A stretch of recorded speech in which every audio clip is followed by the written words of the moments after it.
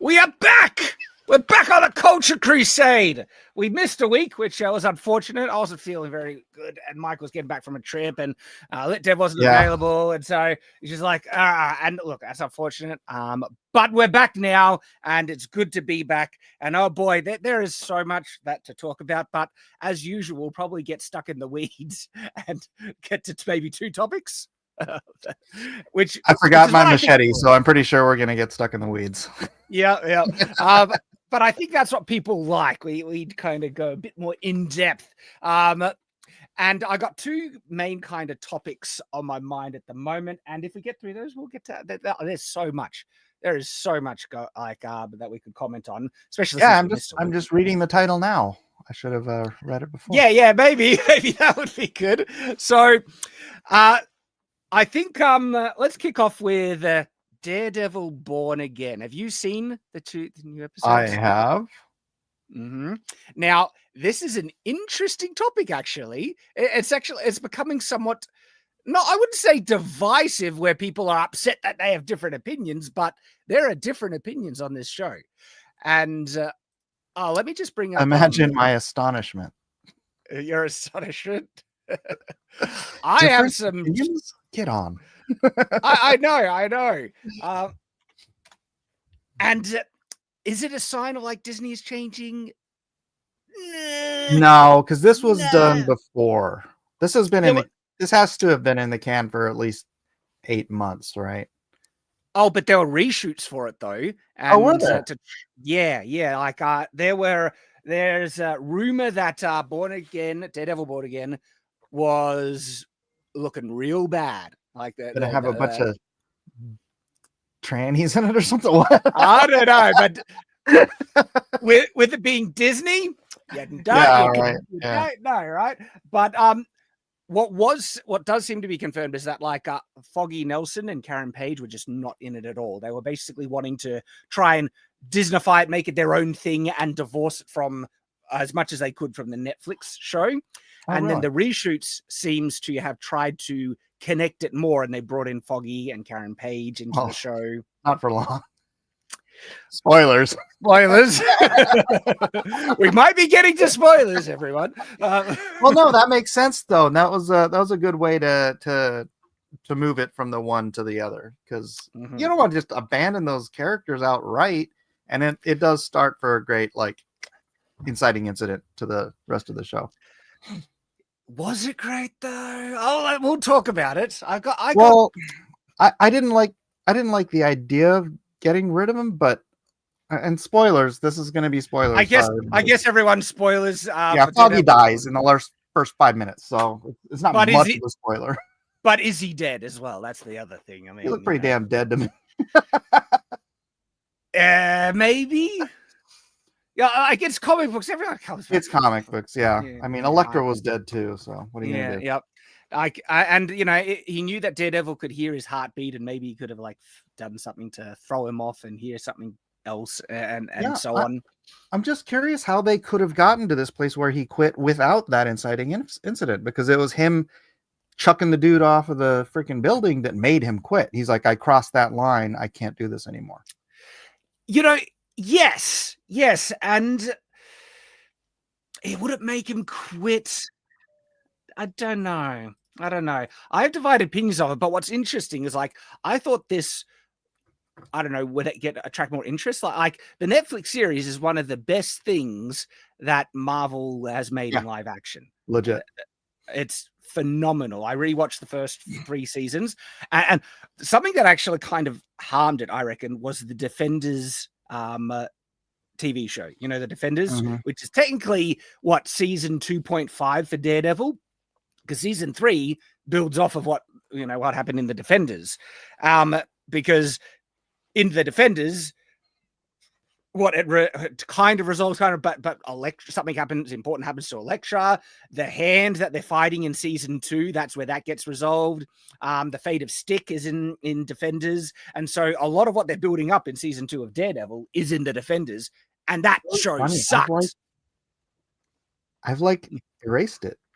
Yeah, it's hard to. I've in my rewatch for the Netflix Daredevil going into Daredevil Born Again, I did not rewatch the Defenders. It's just so funny because all the stuff you're telling, I know I watched the Defenders. I swear I did. I just don't remember it, like, at all. Yeah. So funny. Did I misspell divides in the title of this live stream? DVDs. Did I? Because I probably DI. Is it DI? Right. Divides.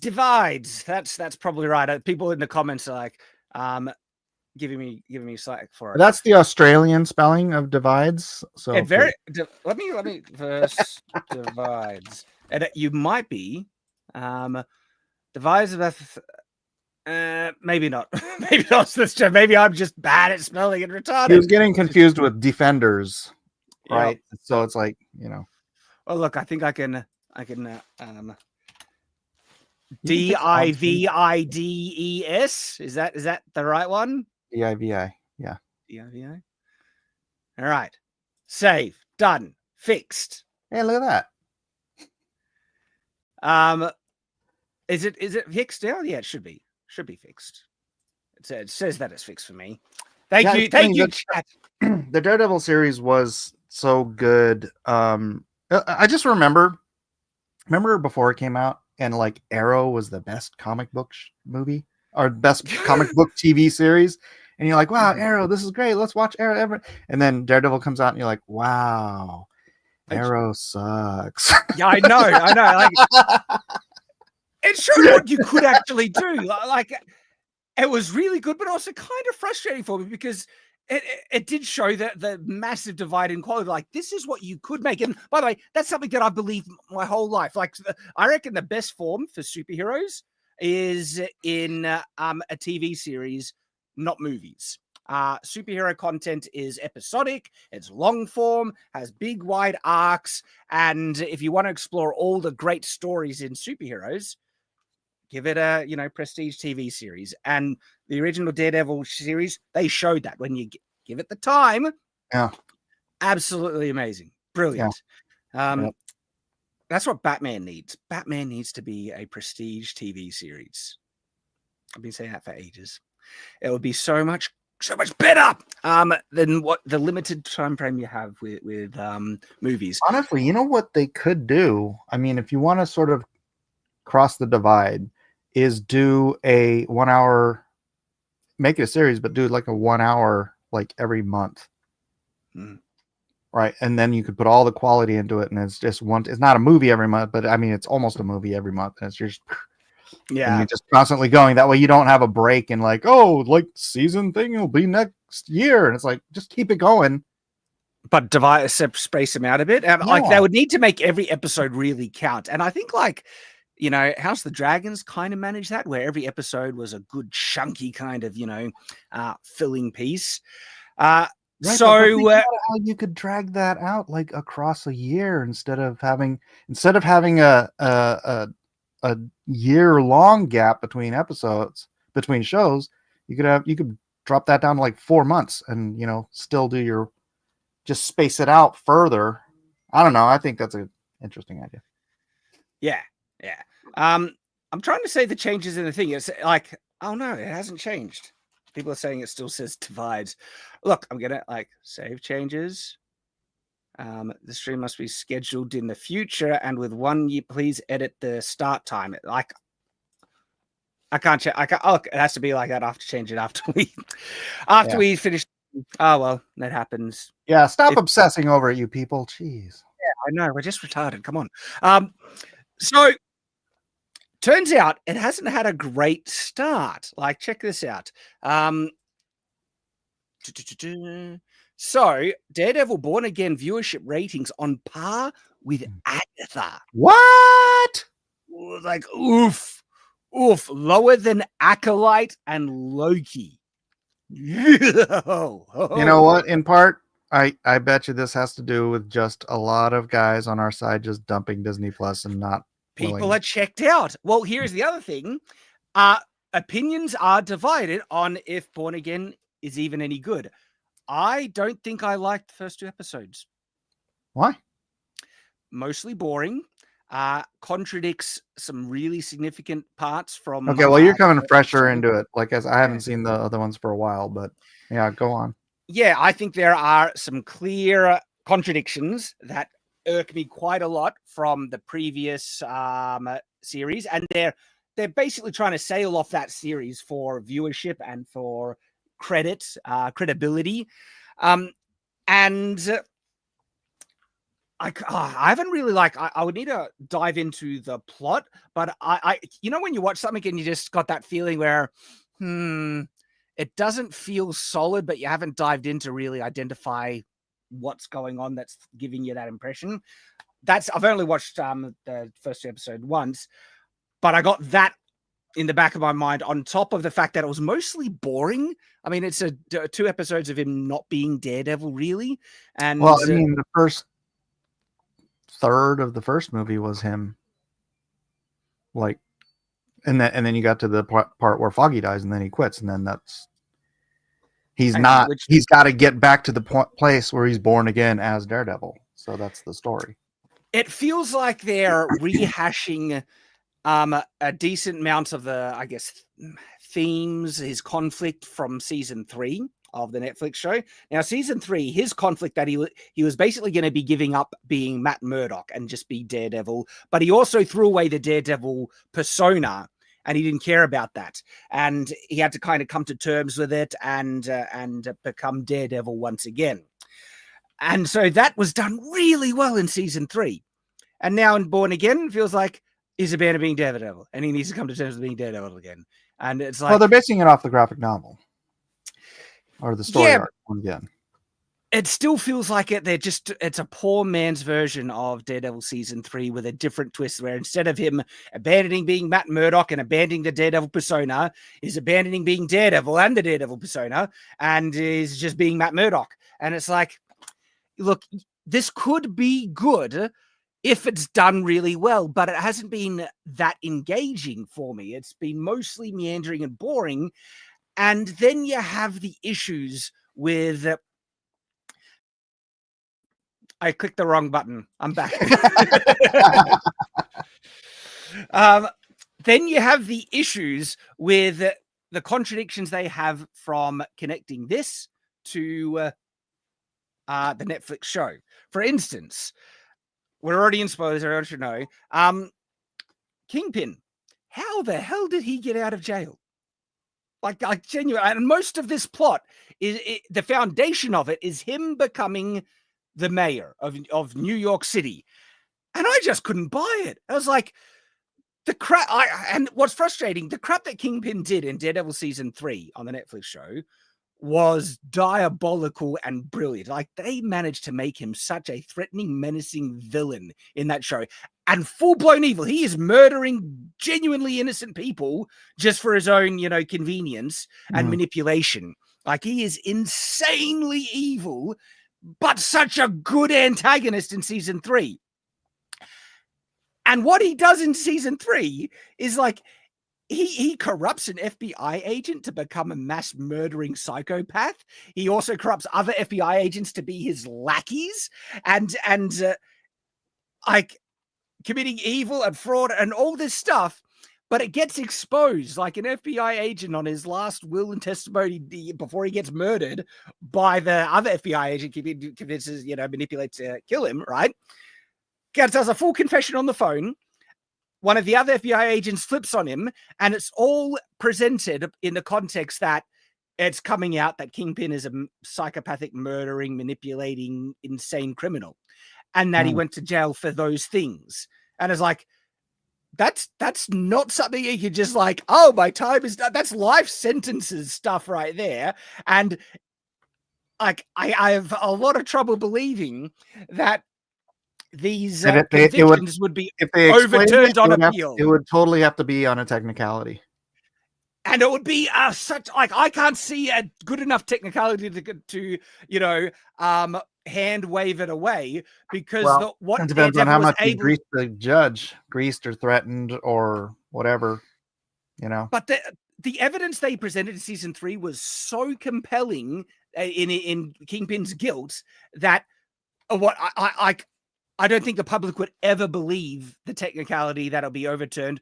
Or again, it was really solid. He was going to be so massively convicted and found guilty that to just try and say, oh, evidence is inadmissible now. No one could come and testify, and he got out on a technicality. I was just like, yeah, I'd have to go back and watch season 3 again to. Well, it would be undermining so much of what you achieved in season 3. Right. And the rage that Matt Murdock has in putting Kingpin away. Like, there was such a powerful moment in season 3 where he's defeated Kingpin, and he goes over and is like, I won, I beat you. And it's like, it shows you the level of obsession he has in putting away Kingpin, to the point where this character, if he saw Kingpin get out on a technicality or whatever like that, he would be on a friggin' crusade. Like, and by the way, he has been Daredevil for what, nearly a decade now in between these seasons, and has only given it up for 1 year in the context of the show. So by context, Kingpin has been out and free for several years, and Matt Murdock has just been like, not my problem. And I'm like, did you watch season 3? He would be obsessive about this. He would just got out. No, Kingpin has been out for a while by evidence of the continuity that they're confirming from Hawkeye and Echo. Kingpin appears in both of those shows and is out of jail. And I haven't watched Hawkeye, so I actually don't know the context, but I hear he gets pretty much, beaten up by a girl in Hawkeye. And I have seen Echo, to my great pain and suffering. All right, canon aside. But that's just one thing that pissed me off, Mike. There's multiple things that don't make sense. So there's that issues that I'm just like, you clearly haven't read enough comics, because this kind of crap happens in comics all the time.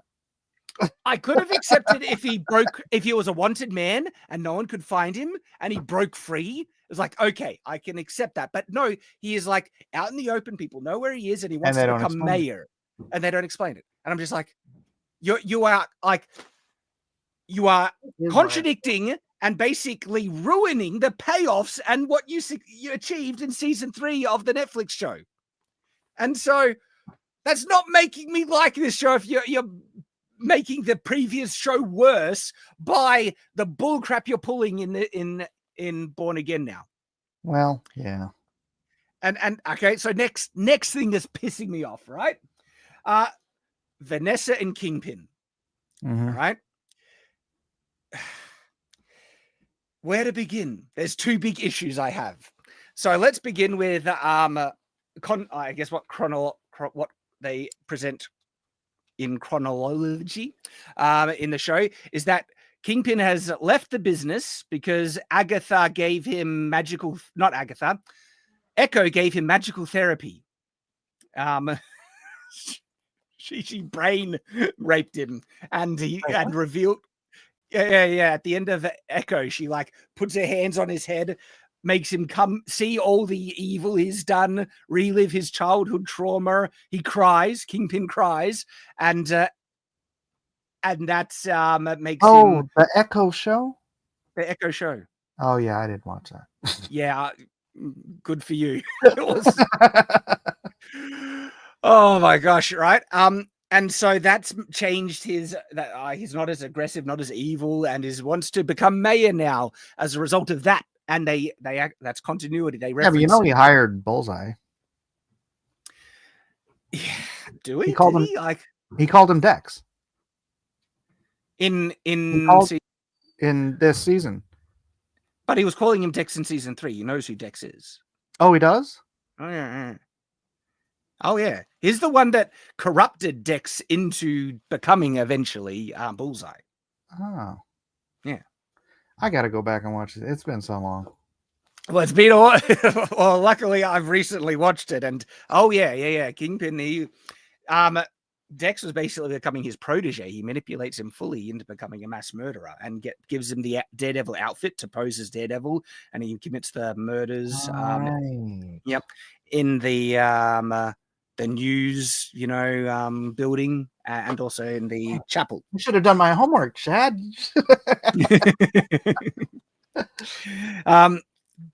Okay, so Vanessa. the arc in the Netflix show with her is great, where you see that she is first she was uneasy about Kingpin, and she knew that he was a criminal, but she was attracted to his power and his aggression, and that he would protect her with this level of like violence and power. Masculinity. Yeah, she was attracted by his toxic masculinity, and she was attracted by his power. And you see her arc slowly embracing the evil. And it's culminated in season 3, where she says she wants, Kingpin to share everything with her. And so he takes her down to his evil kind of office where he's monitoring everything. And she sees, the FBI agent wanting to flip. And Kingpin's like, it could cause more problems if we kill him. And then she's like, but he's a threat to us. And she's the one that tells Kingpin to kill him, which is her stepping over the line, embracing the darker side, and that she has this level of vitriol and aggression and vindictiveness in her that she will want to see people dead to protect what they have. Like, this is important because their relationship was so important to her. She would murder and everything to protect it. So that sets up a couple of other precedents about how important their relationship was. And everything in the previous show set up that they would die for each other. They would destroy the world for each other. They would burn everything to keep each other together.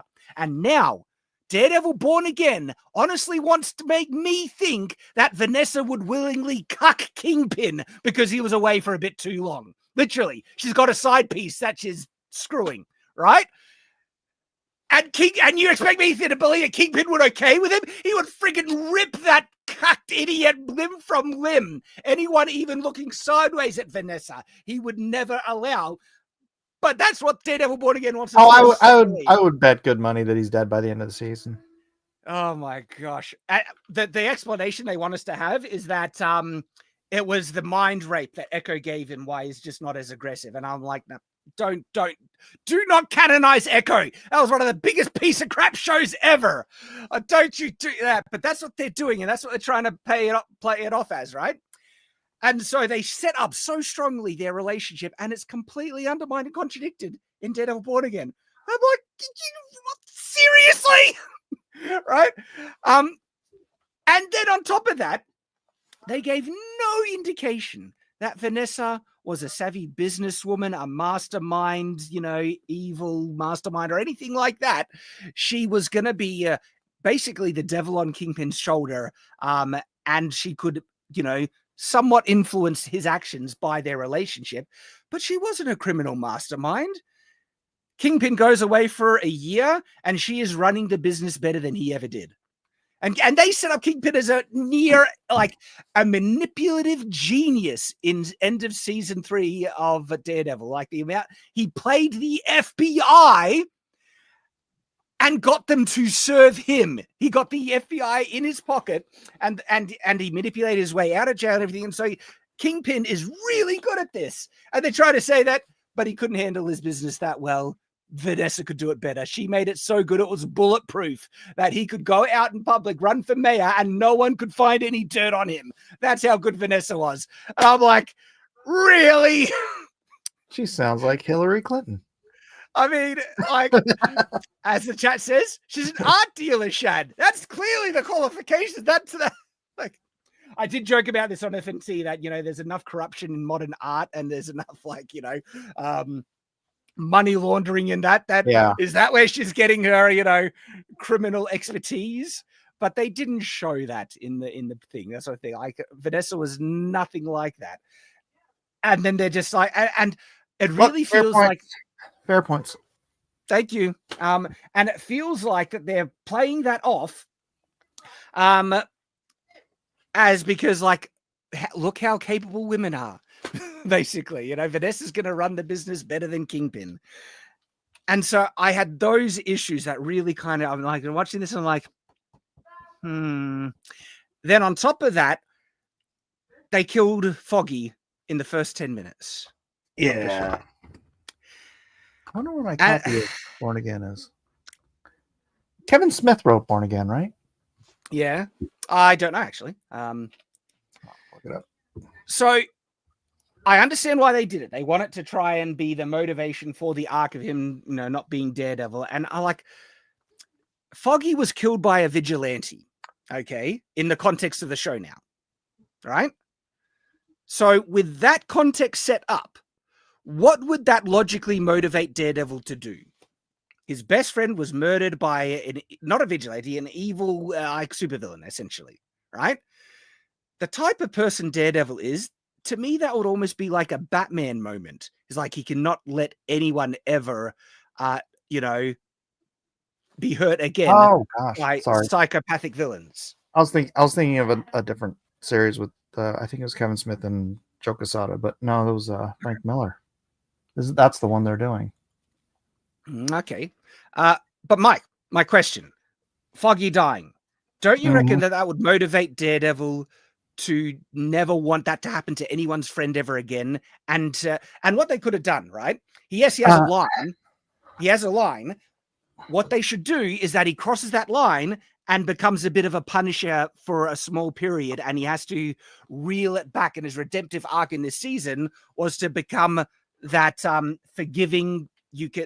People can, find redemption aspect of his character. He needs to regain that instead of just abandoning everything that identifies who he is as Daredevil.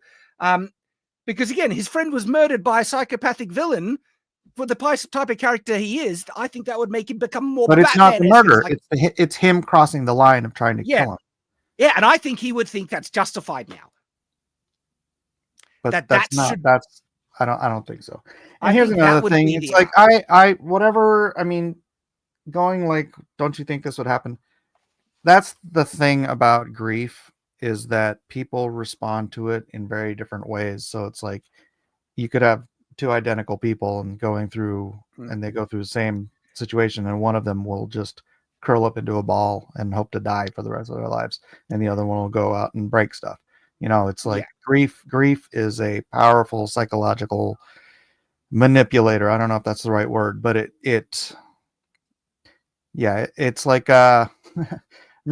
remember in Jurassic Park where he says, "Oh, look, if I drop this water, it'll go this way. But if I drop it again in the same spot, it'll go this way." And it's like, it's because of all these fractals and these unexpected things. That's the way grief is, and how people react to it. You can't just say, "No, if he's grieving, this is how he would work." It's like, well, I still think because of the character that they, established and who he is, that's a much more inline character response. But I will give you that you can't predict it, and so, maybe I still don't like it, but I can give you that. Look, perhaps that could be a possible motivation. I still think it's a bad choice narratively and for the arc of the story. And for those who love the previous season, like Foggy is a very important character. Is basically the voice, the angel on his side, constantly, trying to encourage Matt not going too far, and still having faith in the legal system, that there might be a way to do things without going full blown vigilante. But is a very important foil, for Daredevil throughout the show, and he becomes a beloved character. And she's like, "Oh, guess here's the new show. He's dead." It's like, it gave me vibes of like what Terminator 2, Terminator Dark Fate, where exactly where or Alien 3. Alien 3, Newt just is like, all the show protecting Newt, so important. New movie, they're dead now. Like it undermines, like, and so much of the previous season was protecting Foggy and being friends with him, and now just it's dead. By the way, you didn't care about that character. It's like, what? Yes, we did. And so coming into a show where you just get stabbed in the heart by a beloved character being killed off unceremoniously, you're just thinking like, that leaves a sour taste in your mouth. You're like, really? And they just kind of move past it. Time jump, and that's it. It's like they don't explore the grief that much, the fallout. Well, geez, I think it's 2 episodes is freaking boring. What do you want? 6 episodes of him grieving? You'd be like, kill me. I think they could integrate the grief in a more dynamic way, because here's the thing. You can have court proceedings in this world be really engaging, like Punisher in Daredevil season 2. Holy friggin' crap. I'm not saying what the content of what they're doing is inherently boring. I'm saying the execution was boring. I wasn't that invested in the White Tiger. It seemed mostly divorced or separate from the larger plot. And I think he's a B character in the story. So he's probably going to become a B character. And look, I will give the show charity that it might get better, but there wasn't enough meat there to get me intrigued until the very end of episode 2, where finally, like, all right, something fun and interesting is happening. That's why they dropped 2 episodes. Well, they needed to, Right. to just keep you barely hooked on. Barely hooked on. Now, I'm not saying everything was bad, by the way. There is a decent amount. I would even say for a Disney, Marvel, Disney Plus series, this is the least worst one, which you could say it's the best one, but to me, I don't think it's good. I think it's below average for me, but I can see why people liked it because there are some good moments in it. The actors who play Daredevil and Kingpin, they still got it. Okay. So that's good. But there's, I mean, like the opening fight, the CG was bad, but I liked seeing him swing around on, his grappling hook more. Like that's a Daredevil thing that I wanted to see them lean into a bit more than that. It showed that they are going to be able to pull out some good fight scenes because that fight scene was good. The actual choreography and like the action at the end of episode 2 where he like grabs the guy, throws him down head first, kind of like on the ground, and that hit. I was like, oh, that looked like it hurt. And so I think they have the same fight choreographer from, or the similar people who worked on the Netflix. Yeah, it's probably the same team. So that's good. And so there might be some good action coming that is going to be a bit more than what we got in episodes 1 and 2. And maybe it'll get better. But for me, what really dragged it down was the contradictions that I pointed out between Netflix show and this. Things that just do not fit. And the fact that the execution of what's going on was mostly bland, disconnected. I wasn't really invested in. And it's not me saying that you can't have an interesting court drama. Like, again, look at the court drama with not Kingpin, Frank. Punisher. Friggin' amazing. Like when he goes off, it's like, no, I'm happy I did it and I'll do it again. It's like, that's just friggin' rocks, man. And yeah, I wonder when they're going to bring him in because he's in the commercials. Yes, he's coming back. He is coming back. And like one of the things that I don't know how much control Disney has with other properties because this is in New York. So one of the biggest, players in New York right now and over the past few years is Spider-Man. And there's a passing reference like people dressed as spiders, right? Yeah. But Spider-Man is a much bigger player than that in New York. And so if I would like to see them integrate those events better and more often, but I don't know about that. I don't think we need big crossovers and freaking dedicated shows like this. If they do it right, it's so much fun. I wasn't a big Daredevil reader. I like Spider-Man. So my introduction to Daredevil was the crossover with Spider-Man and Daredevil. And I was like, dang, Daredevil's pretty cool. And they had this witty banter amongst them because they were already kind of long friends at that point and they knew each other quite well. And it was freaking great. I loved it. So I guess there's a bit of nostalgia. I like Daredevil more than Spider-Man. I almost really. Yeah. Wow. See, Spider-Man's one of my favorite. Like, what do you like about Daredevil more than Spider-Man? Well, I started reading it at the Frank Miller run, so it was like the golden age of Daredevil. It was just, it was so gritty and freaking just powerful storytelling. And I don't know, Spider-Man just a little goofy. Some chat says, what are they going to do with White Tiger case now that the cop who was the only witness to the subway murder is dead? Is that another skip plot line? Yeah, like I said, like the White Tiger stuff. They were, good. I would need to rewatch it. I can't remember, but they were messed up. Daredevil really, they were messed up, but I mean, he didn't do anything that seemed terminal to them. It's comic books. Like I've seen people survive of being pushed off of roofs, so they could just, I know. I'm just saying, it's like friggin'. I don't think Matt Murdock is going to murder 2 cops. Sorry, No. this comment's like, saying it's the best Disney show is like saying she's the hottest girl at Denny's. I'm in San Diego. It's a very low bar. That's why I said it's the least worst thing that they've made, perhaps. But that's not saying it's good by any means. And I mean, like, there is the water in a drought effect. I've been affected by the water in the drought thing, where your expectations are so low that just the fact that it wasn't abject crap helped you enjoy it a bit more. That was kind of my experience with Captain America: Brave New World. I was expecting such a piece of crap from that, and there were things I actually liked in it. So I was like, well, there we go. And I was probably a bit too charitable on Brave New World, but I could still look back and appreciate things in it. But going back to Daredevil, I'd probably have the same issues as you if I'd have gone back and recently watched the Daredevil series, but I haven't, so I'm just kind of coming in fresh. And I don't think those guys are dead. I don't know where. That's kind of why I was curious where this is going, because it's like Matt's not going to just slay two cops, even if they were trying to kill him. He wouldn't kill him. Yeah, like that's his, line, and he was saying, don't do this. He was very reluctant to, and so look, I would say they're probably alive, even though he really laid them out, and that those hits looked hard. Yeah, and what's the tension of those two being alive going to create? Mm-hmm. Well, like I said, easier writing to kill him. That's when I was starting to. That's when it started to draw me in. There's a concern I got. Did you see the tattoo of the guy? It was Punisher's tattoo. Mm-hmm. So you heard what the Marvel is doing with the Punisher logo in the comic books now.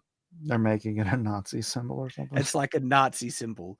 Okay, they hate that symbol so much, and the fact that people in the real world have actually used it at times, that they want to abandon it. It's one of the friggin' coolest symbols Marvel has, by the way. The Punisher skull looks wicked, but they try to, move past it. And it's like, stop crapping on your legacy, Marvel, you friggin' idiots.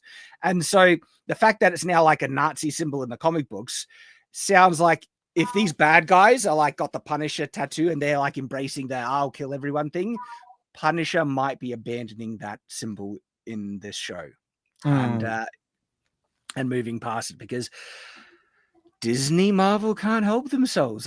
They haven't changed. They've been hurt by their losses, that they don't want to lose as much money, and so they're trying to push it under the radar more. But all the same activists are still there. All the people that hate the legacy of what Marvel Comics is still there. They want to still try and modernize it, but they know how toxically, like radioactively unpopular so much of the crap they are pushing is, that now they need to be more subtle. Because like you heard that they tried to remove certain trans characters in like a kid's cartoon and stuff, and they removed an episode, right? But there was an outcry from the employees that made it, and they're all still there. What do you think they want to make? It's just that you have some of the management trying to, pull their weight. Pull. What's the thing when someone like vetoes a decision? They're pulling what? They're pulling something. I forget the term. Strings. Pulling rank. They're pulling rank. Pulling rank. Yes, pulling rank. So it sounds like management is pulling rank and saying, no, we're doing this because it's so popular. But that's only them faking that they are learning. They haven't really learned. They're still going to try and push it. And so I have a feeling that they're going to just fully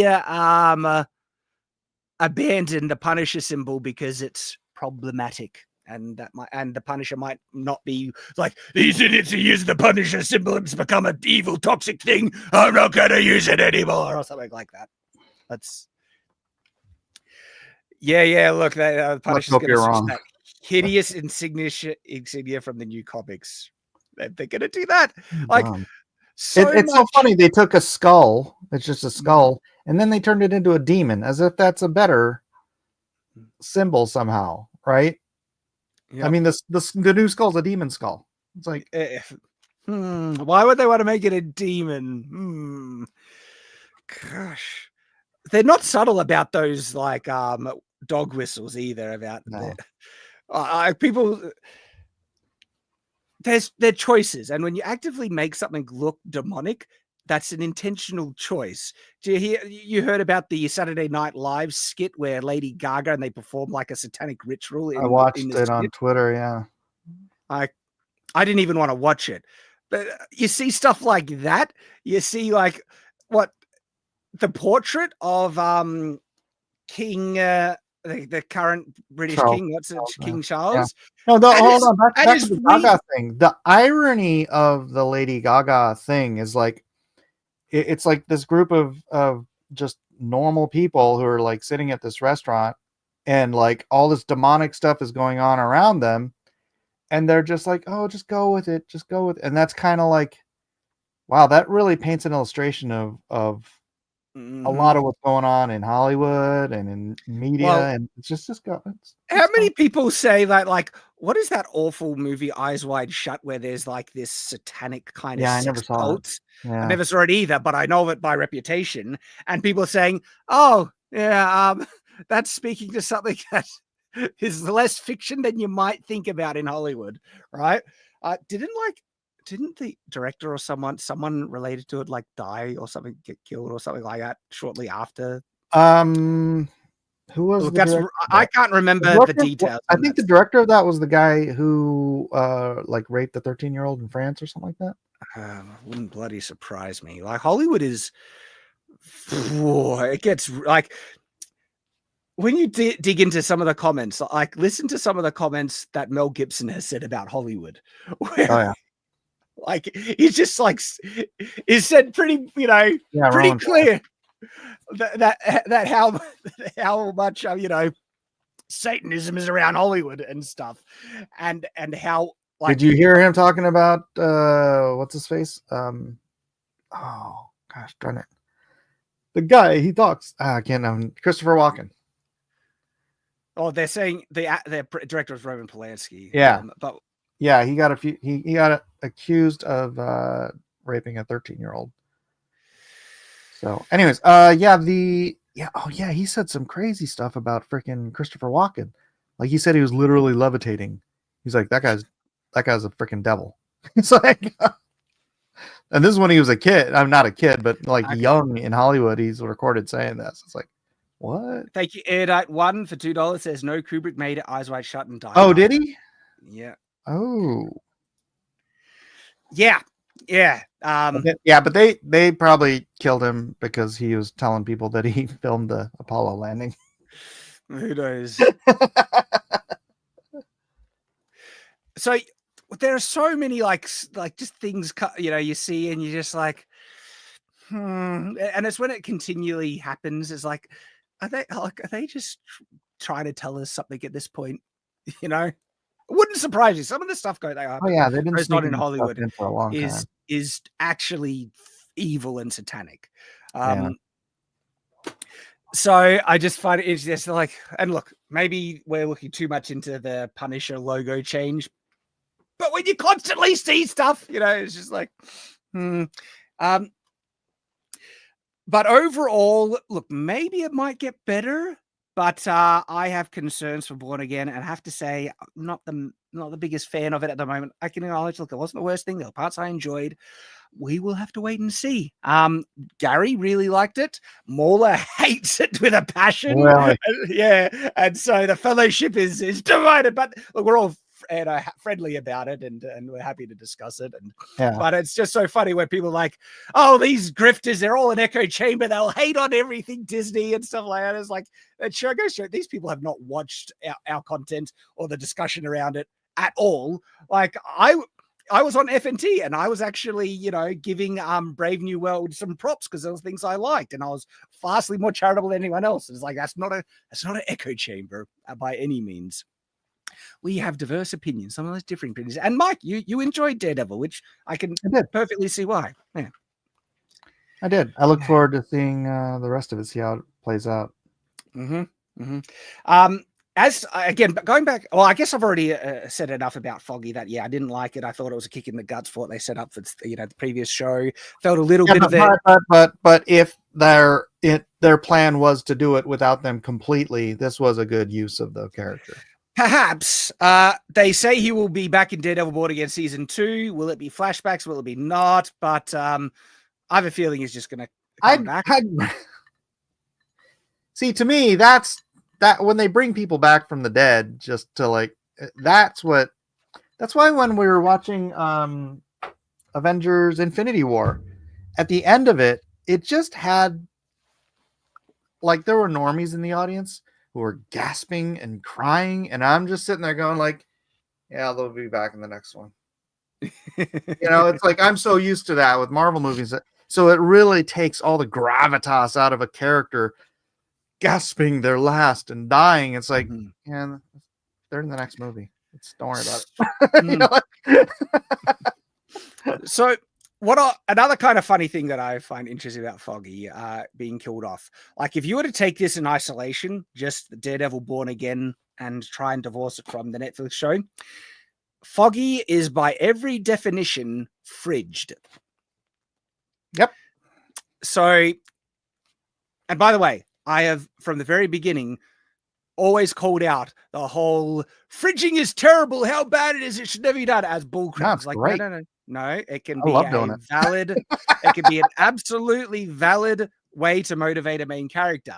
But what I find interesting is that the whole discussion about fridging being bad is the fact that it can happen to female characters, and they say that it usually always happens to female characters. When I say that, I always call bullcrap. It's like, no, bro, I mean, all the original Disney movies, the parents were fridged. Batman's parents, Uncle Ben with Spider-Man. It's like so many male characters are fridged, frozen. Constantly. Yeah, frozen. And they just forget that because it's a feminist narrative talking point to try. Because feminists, this is the thing. This is the thing about feminists. They actually want misogyny to exist in the world, so they can be victims, because then if they can claim to be victims, they get sympathy, credit, and also they can grift off it. They can make, entire YouTube channels talking about the evils of men and misogyny, and they get invited to like conferences and get paid crazy amounts of money, all based on a false narrative that the women are uniquely more oppressed in the world, and misogyny is rife. And so fridging is a classic, perfect example of them doing that, making up blatant bullcrap to create the appearance of misogyny in the world that they then need to advocate against. And they try and say women are treated so poorly in media, like secondhand characters, objects, or just tools to service the plot, and they're not unique individuals with true personhood, and it is a form of misogyny and objectification to not treat every female character as a proper, valid individual. And if you just use them to serve the plot and kill them off, that is blatant misogyny. I'm gonna forget all the times it happens to male characters just as much, right? Because it does. And parents, but they're gonna focus on it happening to women because that's bad, and that again feeds into the narrative. It's proof that they want more misogyny in the world to validate their beliefs, right? And they ignore the direct equivalent times it happens to men. But sorry, just another point of evidence in that thing. And feminists get so triggered, right? And I'm pretty like feminism got replaced by woke ideology, and that's the main thing and feminism is wrapped up in woke ideology. But it does seem like the whole hair screeching, crazy feminist Nazis that were happening around old school Gamergate 1 feminist frequency are mostly ignored, and people don't hold them with much credit. But I tell you what, here, I'll let you finish your point. I'll let you finish your point. Well, Anita Sarkeesian and the other feminist activists, they've just become the woke activists, and they're still getting hired. That's where DEI comes from and everything like that. They just expanded their bigotry in the world for them to advocate against, so they can, again, become virtuous by fighting against a boogeyman that doesn't actually exist. And so the whole kind of feminist perspective on media, you heard about, what is it, the Bickel test or something test, where it's like, a female character, like it's a sexist depiction of a female character. If they're only talking about other men or they're only there to serve a plot, you need to pass a test for a character to be, for a female character to be valid. They need to talk to another female in the story, and it needs to not be about the men in their lives. And then they also need to, how many primary women characters are in the story as well. And there's like, yeah, it's the Bechdel test. It is. And it's nonsense. It's like, no, you can have a story that's focused towards men, all right, and not have female characters in. And guess what? Female characters, they can be used to serve as a plot, just as male characters can be used as a plot. You can have throwaway characters. Guess what? You can also have female characters there just to be jokes and made fun of, just like male characters are. And what are you sharing there, Mike? This whole topic kind of parallels what's going on. Me and my wife watch these like romance. It's like the replacement for the rom-com. I just want to start. Yes, the person who made it supposedly said it was a joke. The thing is, though, feminists took it seriously, and there are still people that take the Bechdel test seriously, and it is a joke. Like both literal, literally. So it's very much like the hot crazy test, which is also joke turned into reality. Yeah. So like my wife and I, we watch these like Married at First Sight and Love is Blind and these kind of shows because it's like it replaces the rom-com. It really does. And my wife and I, I love this. This is funny because is it car crash television? Is that why you watch it? It's like so bad. I mean, some of it is very car crashy, very much. But so in this season, spoilers for you guys watching it, two of the women. Oh, hang on. There's a chat. I want to just like Brett Caden says there was a talk about the film commission here in Australia requiring, and is in context requiring that their stories pass the Bechdel test. Wouldn't surprise me, man. That's crazy. Sorry for cutting you off, Mike. Go. It's all right. But so two of the women here, they decide they're like more liberal women, right? Mm-hmm. But their fiancés were both Christians.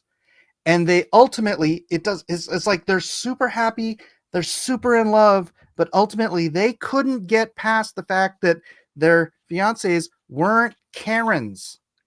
It was even like this one guy, he's like not the most right-wing Christian. He's like, yeah, it's like I've got gay friends, I believe in gay rights and all of this stuff. But she's like, and I just want to play this little clip because it's like so obvious how. Okay, well, pause it now and then because we don't want to get spun for copyright. Listen to this part. All right. I'm just like, he's such a great person. I just like.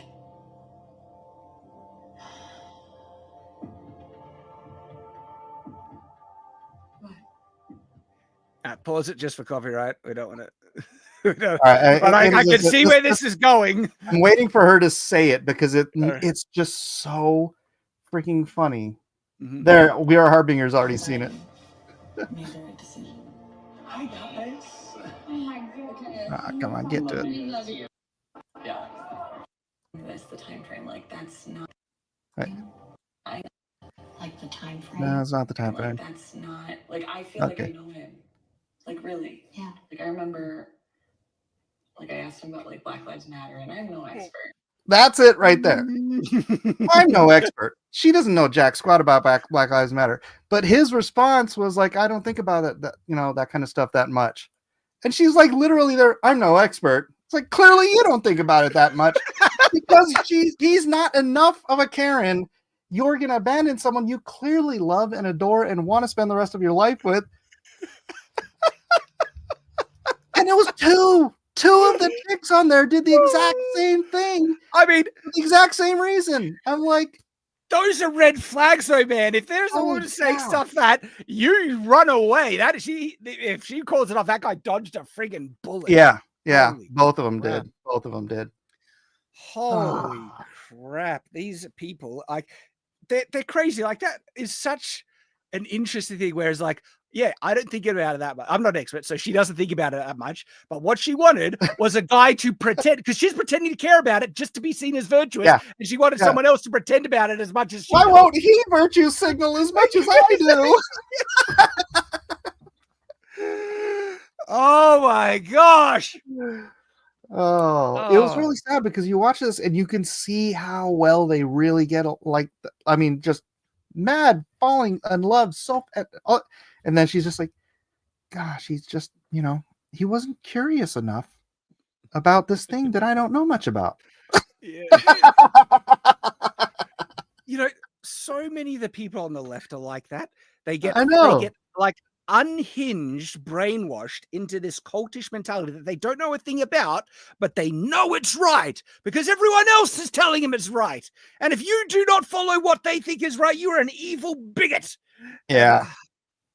Like you see there's like a guy interviews people that are at like pro-Palestine rallies and just ask them basic questions. So what does from the river to the sea mean? And they have no freaking clue. They have no idea it's a call for bloody genocide. What river and what sea? And no one knows anything about the stuff they're supporting. Oh my gosh.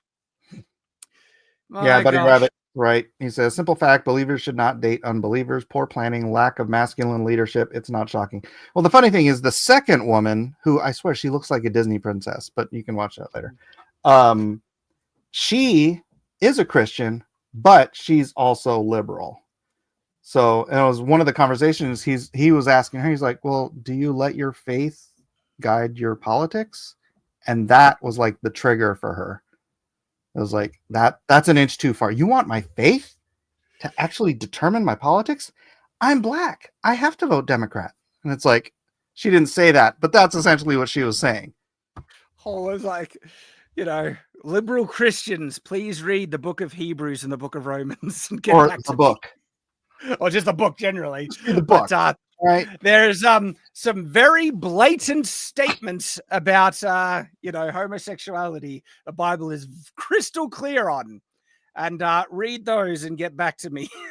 Right? Yeah, it's like they just like to ignore certain parts of Christianity. It's like you don't. That's not being Christian, people. You don't get to pick and choose. No, you know what? I know of several very, very conservative Christians who also happen to be black who voted for Obama because he was the first black president.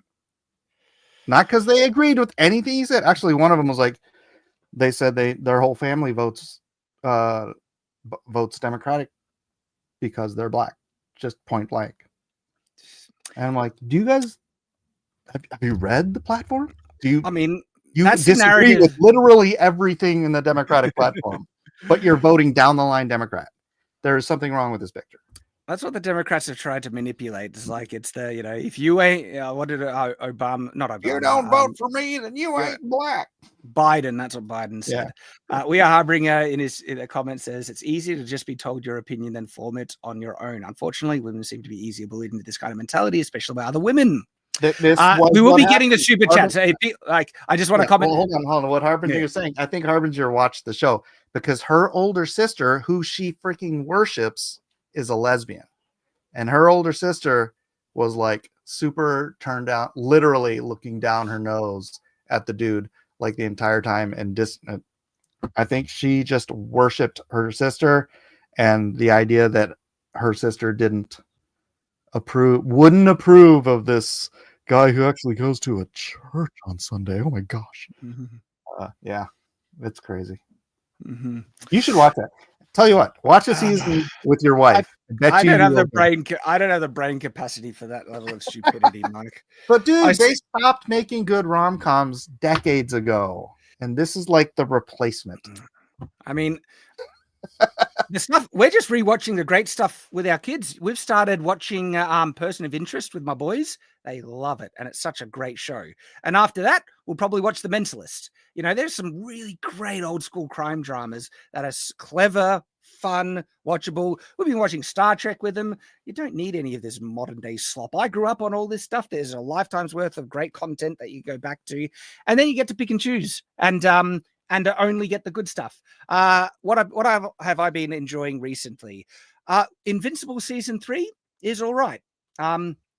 there is some tiny little woke kind of stuff here and there. It's got his gay friend. Well, Kirkman's a freaking leftist, dude. Of course, it's gonna have woke stuff. But overall, it's pretty true to the comic book, and it's pretty good. I'm enjoying it. So, Invincible season 3 is all right, and I still haven't watched Tulsa King season 2 yet. So that can be on my list when I get around to it.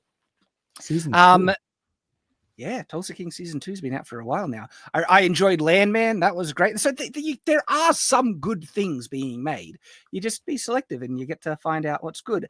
And season 2, does that have her on the ranch and stuff? No. Is that season 1? Season 2 of Tulsa King? Yeah, where the Dana Delaney has the ranch and the big scene at the end. The climactic scene of the season is the other gang comes to her horse ranch and her stable. The horse ranch. I thought the gang came to the bar and they had to fight in the bar. Are you thinking of the right show? This was Tulsa King. Okay, maybe. So Dana Delaney's ranch. Oh well, then that's maybe season 2 because I don't remember that. Spoilers, sorry. Thanks, Mike. So with Daredevil Born Again, I don't know if it's good or not. I'm watching it for the sake of reviewing and the content. And that's one of the things that is annoying about doing, because there are movies and shows that I would never even take a second look at, that I will watch for informing the audience. But there's one that I am undecided. 1923? No. Oh, hang on. It's also by the writer of Tulsa King. 1923. Is that the war movie? It's not a war movie. It's sort of a cattle rancher. It's got Harrison Ford and no, I haven't seen Helen Mirren. Yeah. I'm watching that right now. So in terms of watching crap that's really bad for the sake of reviewing, there's one that I don't want to do because I've lost so much interest in it, and no one gives a crap about it, which I'm very pleased to see no one gives a crap about this terrible show. Wheel of Time season 3. It's on its way. I think it's out this week, and I do not give a crap. Season 1 became so bad. Season 2 was worse, and fewer people, barely anyone was interested to even dunk on it. It was so bad. No one bothered watching the reviews, but there are some people that want it to be held to account still. If you look up a review, at least there'll be someone exposing it for the crap it is, even though that's going to be a very few people because no one's watching it. No one gives a crap about Wheel of Time, the TV show now. And season 3 just looks awful. It's made by the same people, and I have no interest left in me. And I love the books, Wheel of Time books right there. I recently finished going through them all, listening to all the audiobooks again. And only a couple of months ago, I finished A Memory of Light. And it's great. Yeah, people there's a Wheel of Time season 3. Yeah, there is. No one knows. No one knows because no one cares. And so I think I don't care enough about it to bother. I don't care, and I worked on the comic. Yeah, that's what I mean, right? It's a sad, but look, it's a sad state, but it's also what they deserve, and I'm pleased to see that no one cares. The only people that really care about Wheel of Time, the show now, are the people that they targeted, middle-aged wine mums who are single and the show is putting the male characters as thirst traps in them. That's the only thing that they're using the male characters for. And it's got these, unattractive middle-aged women, getting in relationships with younger men in the show. And it's so miscast. I think, what is it? Miscast. Is Matt the only one that's properly cast? No, the guy who plays Rand matches the description. Matt Perrin, I think they miscast Perrin. The girl who was cast to play Elaine is that's a good casting. Egwene is a horrible casting. Min is one of the worst casting there is. It's holy crap, nothing like Min. Moraine is kind of okay, but no way, dude, she's terrible. Lan is a terrible casting. she's a good actress, and I think she carries her she just does not fit, man. Well, you know what they needed to do with the Aes Sedai? They cast all middle-aged old women as Aes Sedai. And that's like, no, Aes Sedai is supposed to look ageless. The way that you do that is cast young actresses in the role, like and 25, then 26, something like that. Yep, and then make them kind of look middle-aged with makeup and stuff, or more mature, and then you would hit the Aes Sedai to look easily. But no, they wanted to cast older women because that's the target audience that they want to go after, because then all these older women get in these relationships with all these young men and stuff. But if they did it my way, where they cast young actresses in the roles, it would have got more guys watching. Well, more guys would have watched it. But also, there is something that happens to a prominent character who becomes a more prominent character later on in the series, where an Aes Sedai, it's called getting stilled. They lose their powers, and the reason why they have this ageless look is tied to something with their powers and oaths that they make. And when that gets severed, those things gets removed from them, and she looks like she's 19, 20 years old. And she was like this really mature acting, and she's older, but the magic staves off aging. But because the ageless look, it can't really pick their age. But when that goes, she looks like a young woman again. And so what you'll do is you cast a young woman as the actress, bang, she's a young woman again. So the person they cast in that role in the show is horribly miscast again. I would say that the character that plays this is actually not middle-aged. She looks elderly. She's that miscast. And then, of course, they forced a lesbian relationship with her, with Moraine and all this other stuff. And that, to be fair, horribly cast. Lan is horribly cast. Yeah. So many of the characters it's terrible casting across the board, with only a couple of exceptions. Yeah, to be fair, and this is really weird. Most of the first season Game of Thrones cast was miscast. Oh, really? Yeah. See, I haven't read the books. I don't know very much. The only one who was really like dead on was Ned, except he was a little bit older. Yeah. Yeah. Everybody else, I mean, from the facial descriptions, from the whatever, like everybody in that show was miscast. Around season 3, they started nailing the casting, but it was just really funny. Like every character you came in, it's like they did a great job. I'm not going to, dismiss that, but boy, the casting director was like, I don't know what the hell they were reading. Yeah. Let's catch up on the super chats, and then we'll move on to our next topics. So Dark Meat Collins 499 says, how do they explain Kingpin surviving in Hawkeye? Also, does that mean Kingpin is buffed like he was in Hawkeye? I haven't seen Hawkeye. I don't know. But I know that he wasn't in jail, and I have a question mark about that. I heard he gets defeated by the girl replacement Hawkeye. Girl Hawkeye. Yeah. Girl Hawkeye. And that Kingpin's depiction that was surviving. Was he like electrocuted or something? I don't remember. It's been a while. Yeah. But Disney, they're desperate to like enforce this continuity, but it seems like they're ignoring other parts of it as well. So I don't know. They need a good editor-in-chief is what they need. 499 again says, a Disney show where the woman can do better than a man who is actually surprised. Yep. It seemed very in line with that. Okay, so we got this one from Erudite One where Kubrick made Eyes Wide Shut and died after. And we got a $20 super chat from Remember Stay Angry. Thank you, man. Appreciate it. Just unrelated to the discussion, a future topic. When was the last time in books, TVs, or movies a priest or other Christian clergy was depicted as a powerful force for good? Media always depicts them powerless or corrupt. Funnily enough, one of the ones that, I guess it's recent memory for me that I can come to mind is Daredevil season 3. And actually, the Netflix Daredevil show, the priest in it was a really good character that gave good advice to Daredevil and guided him to do the right thing. And his relationship with the church and those characters. And you find out that there's a connection between him and a nun in season 3 that's also very pivotal and important. And they're there helping and guiding. And that's probably one of the few that I can think of. That's why the Netflix show was kind of exceptional and stood as there. Like, they actually did things that, were very not woke, kind of the opposite. But you're right that I'm kind of racking my brain trying to think of something. Like even in 1923, which is again by the guy that's writing Tulsa King and all these very based shows, like the priests and nuns who are correcting the young Indian woman. I mean, I know it's very correct to history, but man, they were treating those Indians terrible. So Which I show? can't say in that case. 1923. Okay. Yeah, it's like Hollywood loves to belittle and mock Christianity because Because we're the whipping boy. It's probably so many Satanists in Hollywood at this point. We're only allowed to be. We're the only religion that's allowed to be bashed. Yeah.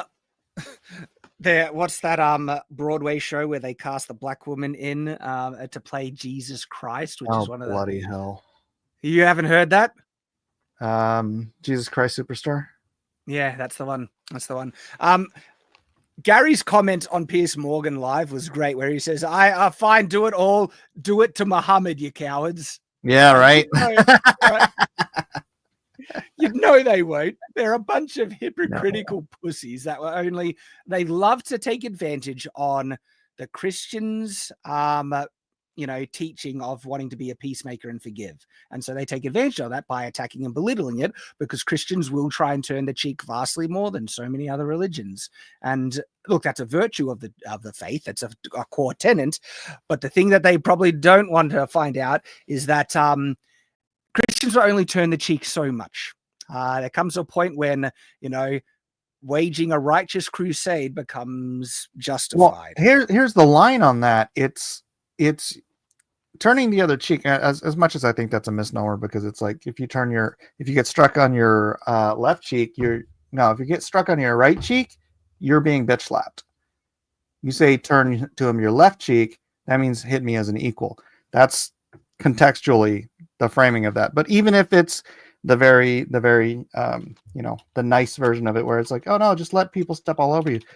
That doesn't mean you allow other people. If you stand there and you can stop someone from being beaten by being the better violent man, and you don't do that, I mean, you're as guilty as the person doing the beating, right? Mm-hmm. There is actually, or the warring. Let me look this up. Because even if you don't, believe the Book of Mormon or not, there's a scripture in the Book of Mormon that actually contextualizes this quite well for me, where it says that inasmuch as you're not guilty of the first offense, neither the second offense, you shall not suffer yourself to be destroyed by the hand of your enemies. Where it's like, forgive once, forgive twice, happens again, and they're not changing their tune, right? You're not going to let yourself be destroyed by evil. Okay, and I think that falls in line with biblical teachings as well, because Christ, there obviously balance needs to be given with the turn the other cheek and teaching to forgive, where he also says, I'm not here to bring something but to bring the sword. Basically, I'm not here to bring peace but a sword. Bring peace but a sword. Where yes, we are meant to oppose evil, actively oppose evil, and it's finding the balance between. Sorry, what'd you say? In scripture, it also says that if you're in a city that is persecuting you, then you should leave that city. You should run. Mm-hmm. All right. So yeah, there's a balance to be had there. But yeah, like in terms of making a mockery of religion and Christianity, a recent example, which is such a egregious example of this, is Mickey 17.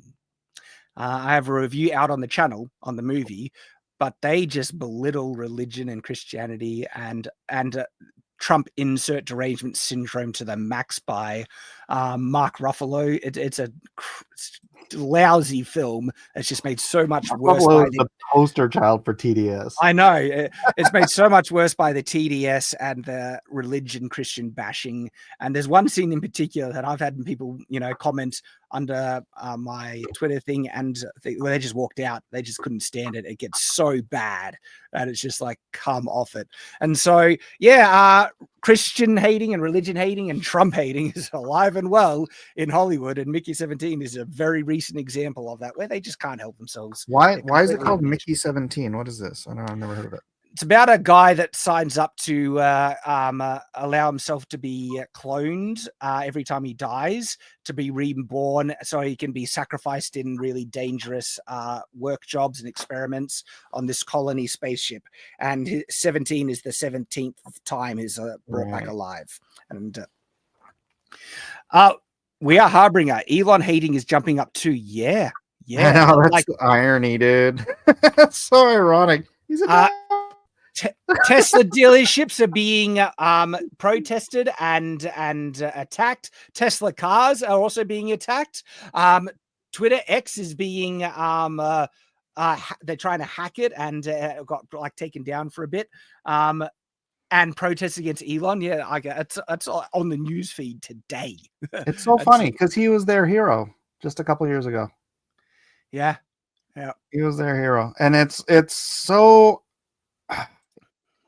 I hear that the Democratic Party has a 21% approval rating now because of how they're dealing with Elon, and all Elon's doing is trying to get rid of the waste, fraud, and abuse.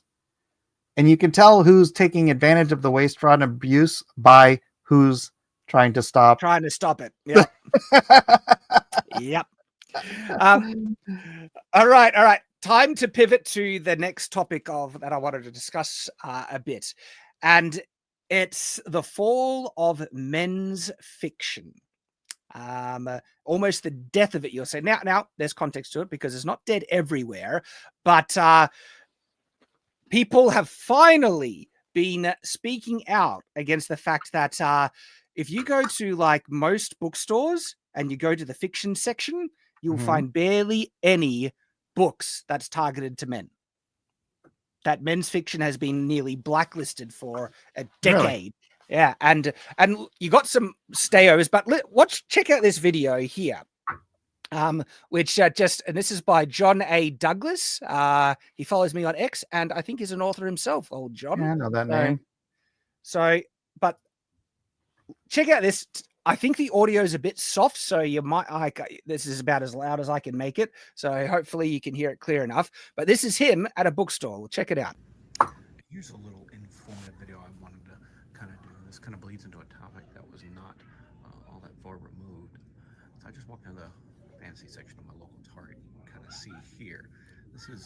What you see here is mostly romantasy. You go down a little. So did you hear that? Like what he called it? So there's a genre called romantasy, which is fantasy romance, fully targeted towards women. And in the fantasy section, that's all that's there. Just loaded. He mentioned there's like with one or two exceptions. You see, there's a little bit of manga. Of course, there's Dune. Dune's perpetually on the shelves. But when you ask the question why men don't read, what do you get when you come to just the general fantasy section? Because Patrick Rothfuss and George R. R. Martin won't finish their books. So there's that. But the thing is, though, what about the people trying to break into mainstream publishing? Where are they? So many of these are new or more recent authors, stuff like that. It's because the publishing companies have actively been turning them down. They want diverse authors, which is like if you're a gay author, if you're a black author, if you're a woman author, but if you're a straight white male, sorry, not interested, especially because that's the first hurdle, just being a straight white male author. The next hurdle is if your book is about a straight white male. If it's not something gay, if it's not something about a woman, it's not something romance or anything like that. If it's just classic male fantasy, not interested at all. Both literary agents and editors from large publishing houses, just turning you down because it's the whole DEI pushing woke, agenda bullcrap. And so I've got a video that shows some examples in comments and everything of people like experiencing just being blacklisted, right? In fantasy, which is freaking disgusting. I mean, cultural Marxists taking over all of these spaces in editorial and in look who's joined us. Hey! Hello. Did someone say books? Someone say books. Now he jumps in. I look at this. I like how the picture here is this the cringy millennial crap of just above like Dune and stuff. So, yes, but they belong in the same area. Dune's like one Dune of the is only the palate ones. cleanser. That's a good one. Yeah, but Dune is a palate cleanser, right? Like so much of it is just romantasy slop that guys are gonna have no friggin' interest in at all. And then I got a yeet a love potion. Where I have that picture. Really? Oh my gosh. We're gonna have to start like writing fantasy stuff and then calling them how-to books. Well, here's the thing. And then we'll put them in that. I think you have to be gay. Like if you just tell them that you're gay, yes, then you get published. there is good men's fiction being made in the indie region. And yes, I'm going to shout out my own novel, Shadow of the Conqueror, where if you want a friggin' male, like masculine, themed story, or it's about a dictator that was one of the worst people in the world going on a redemption arc and killing lots of bad guys and sky pirates and all that fun stuff.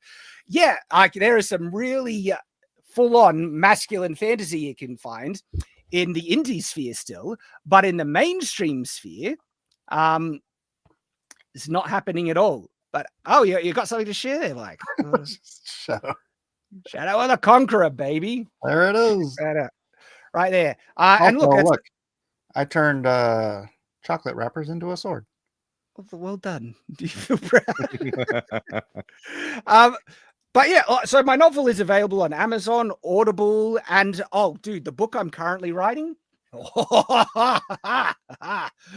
they want to talk about hang on, what's going on the screen? There it is. Well, they want to wrecking Shad. That's what's going on.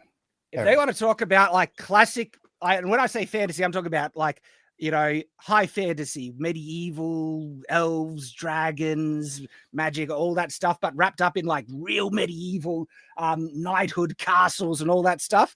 My next book is gonna friggin' blow people away. I'm very excited for it. It's like such hardcore classic fantasy, and I'm having such a fun time writing it. I'm really excited to get this one out. And so you can find some proper as long as we're talking about this, one Herman P. Hunter in the chat, Jeff Potts, he's got a couple of books in his the Lore Forge series. Hey. Oh wait, it's not the Lore Forge series. What's the name of it, Jeff? It's really good. I didn't read the whole thing, but I listened to the audio introduction of it. Man, he's you should check it out. But looking at the book on the right of Doom, it looks like the image didn't load or something because it's like completely blank. What is that? Yeah. Still loading. By the way, I have something to show you, just a page or two from speaking of comics in the indie sphere.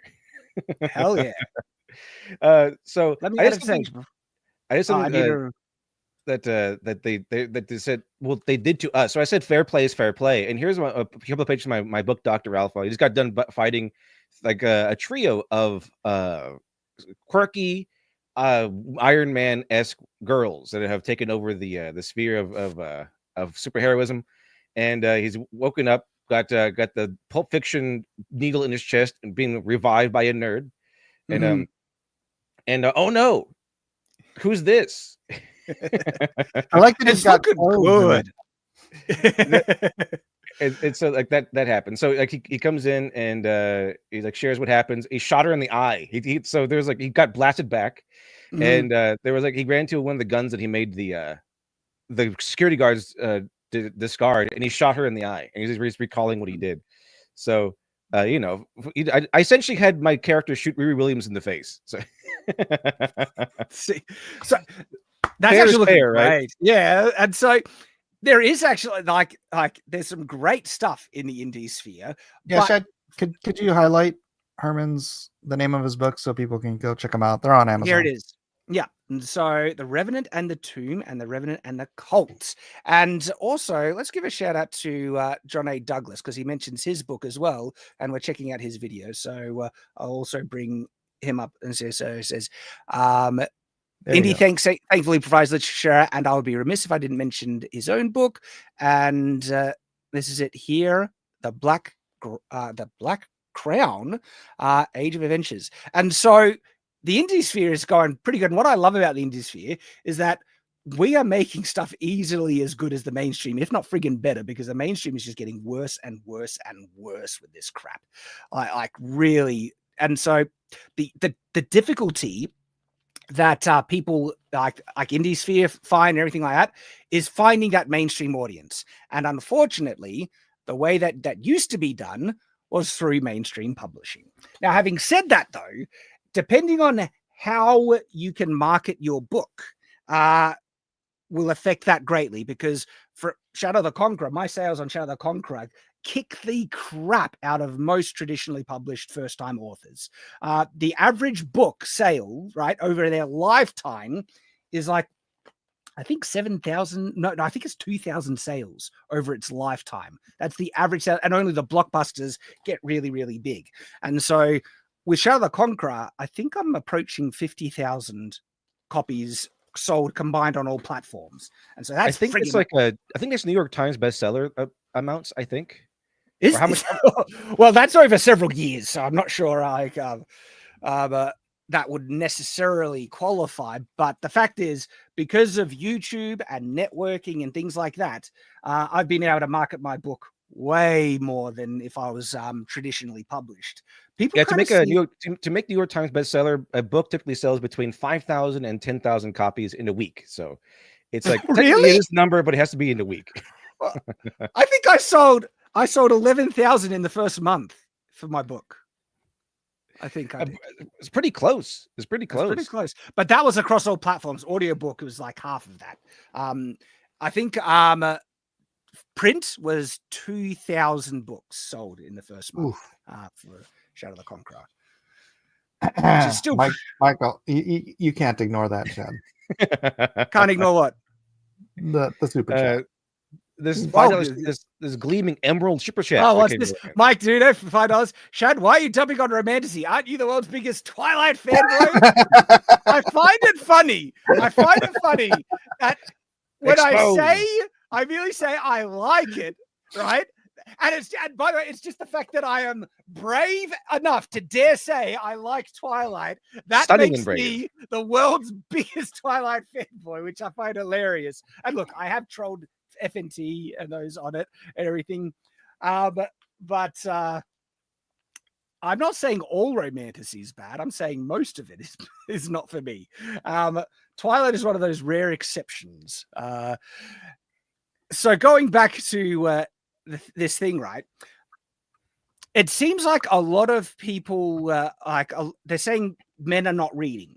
Okay, if men are not reading, then they don't really know where to look then, because there's still a lot of good content out there that they can find. And you know, I'm waiting for my next book, fellas, because that is the Jack Reacher series. They're still publishing the Jack Reacher series, and he has excellent Reachers, an excellent series on Amazon. Very, very manly. Yeah. The Jack Reacher series is written by a British man, but that loved America so much he moved over here and now loves baseball. Don't forget, there's Chuck Dixon's Leave On series, which is being made into a movie, or it is. That's with what's his face, the guy from The Meg. That's interesting. Buddy Rabbit says, yeah, because comics and manga isn't reading. Because I think a decent amount of men are still reading. You know, manga's going crazy good at the moment. Well, because manga and comics are making stuff for men still. Like I know there's like a bunch of HW weirdos, but wait, also men by and large don't read fiction, like compared to women. Like women do read fiction more. Yeah. But the thing is though, men do they have more time. We're working. There's my boys love reading. And what we do is that the parents, we guide them towards which books to read, because we know what's good, and we're also readers as well. And so my oldest son, he's going through Wheel of Time, classic. My second oldest son is starting on Mistborn. And it seems like, having said that, a lot of the books that men do tend to read are some of the same stuff. It's like, yeah, the stuff that was targeted towards men, a lot of Brandon Sanderson stuff. There's going to be Game of Thrones up there a lot. But there is a huge lack of new authors that are being brought through the mainstream. And a lot of it is that I guess people see that there's a prestige in the mainstream, even though it's not necessarily better. For me, it wasn't better. I did better doing indie, and I made more money going indie as well.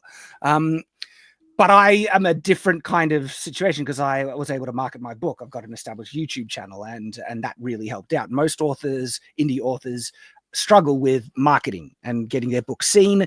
And the thing is, though, the mainstream publishing was supposed to help out with that, but they do that less and less now, unless they are like there was a bidding war on your book and they invested a lot of money and they want to return and they're willing to invest in marketing. Your book probably is just going to be dumped in a couple of shelves and probably fail in obscurity. And the mainstream publishing companies expect the author to market their book more than them. And if you have to market your book on your own, you might as well just self-publish it. What's the point of being published? Yeah, unless exactly. The only thing they give you is like you'll get books on the shelves, but then you still people will start to buy it because I mean, how many shelves are left actually? Yeah, yep. Funny,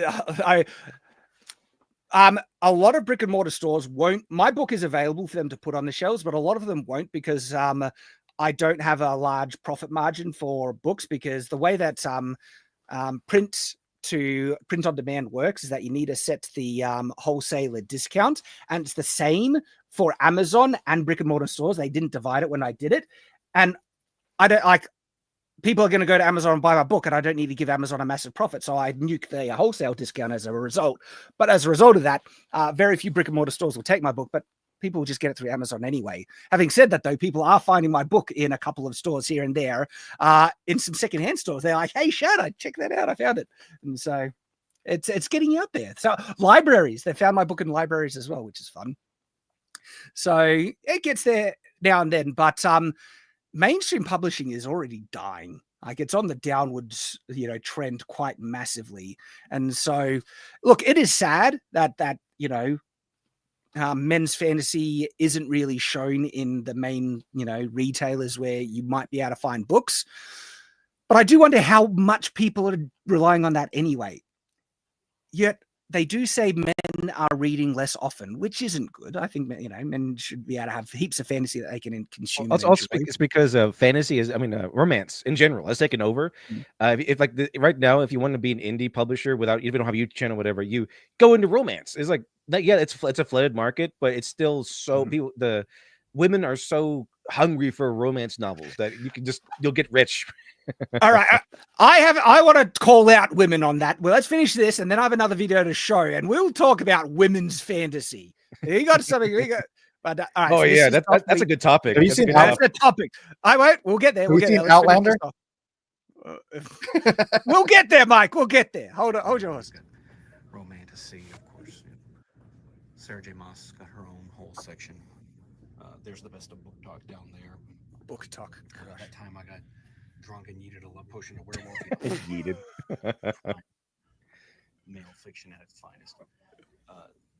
You can just tell by most of these covers, most of these. And so this is the fantasy section, and it's just flooded. It's only women's fiction with Dune. We saw one exception with Dune. If a book title has yeet on it, that's how you know that the publishing, normal publishing has gone downhill. A curse of blood and wolves. So many of these are Twilight, knockoffs. Trying to capitalize in on that. This is like AI. Like just AI, ChatGPT, give me a book I can sell. A Curse of Blood and Wolves. Twisted. Education of Malice. Yeah. Stories. No, there's Pierce Brown's Red Rising. That's a bit of a standout. Some Stephen King. Red Rising. How is that not ChatGPT? There's one called Red Rising. Long, and was it the one called like Blackbird Oracle? Like this is this, These books are not being written by people. There's no way. So I don't know. Some people are such NPCs that they'll just regurgitate. Over here, probably worse than AI. A few steps to the right here. Flock. The romance section they have. Oh, now we get into actual romance section. The covers kind of blend into it. You wonder why men aren't reading more books. What's being put on the shelves for them to read? Look, and that is a good question. And look, there are complications to it because I don't think a lot of people is there a lot of people still going? Dune. Is there a lot of people going to bookstores? Like me and my wife, we buy out the books for our kids, and they're heavy into reading. And we find, having said that, though, the curated places, something like because there's book club, where you can order books, and so we've gotten a chunk of them from there. But then we've also got them on classics that we like as well. But if the book club available readings are curated like what we see here, that's a problem as well, because if people are only restricting themselves to pick from certain curated examples that restrict classic men's fiction, there's a problem. We compensate for that because we actually guide our sons to read great men's fiction, the stuff that we enjoy and that we can recommend. Man, I might recommend classic Dragonlance to my boys. I'd probably love that as well. It's a good series. But then we get to the type of women's fiction, because here's the thing. men can enjoy romance. You can have romance in men's fiction. Mistborn, I would say, is a more male kind of, I would say targeted, because a lot of women do enjoy Mistborn. But one of the most fun arcs in Mistborn, the first book, is the love story between Vin and Eland. And it's great. It's really, really good.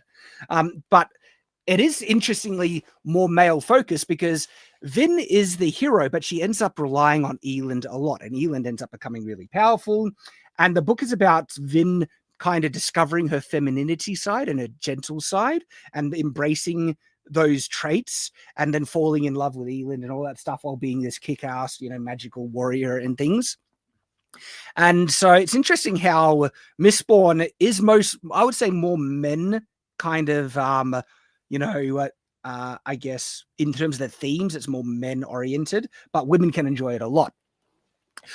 But one of the issues is that a lot of the women's fantasy is not stuff that men would ever enjoy. And in actual fact, a lot of it is friggin' weird.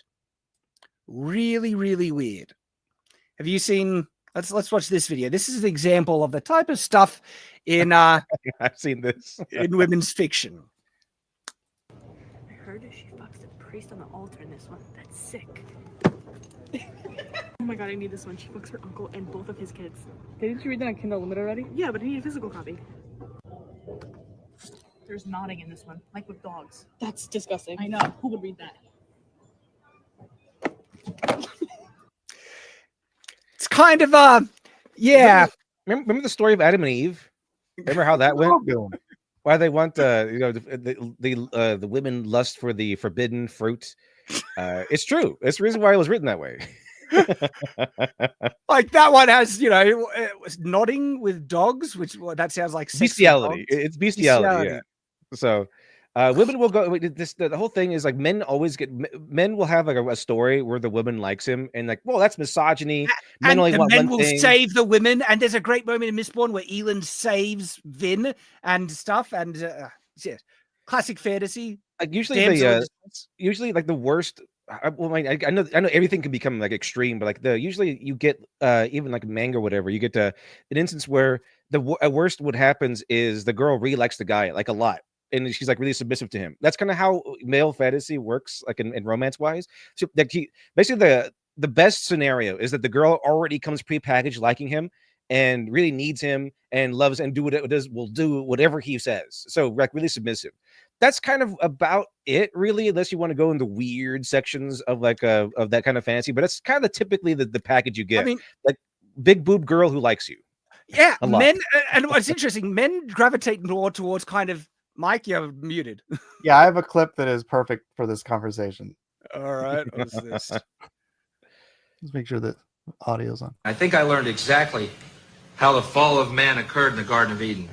Adam and Eve were in the Garden of Eden, and Adam said one day, wow, Eve, here we are at one with nature, at one with God. We'll never age, we'll never die. And all our dreams come true the instant that we have them. And Eve said, yeah, it's just not enough, is it?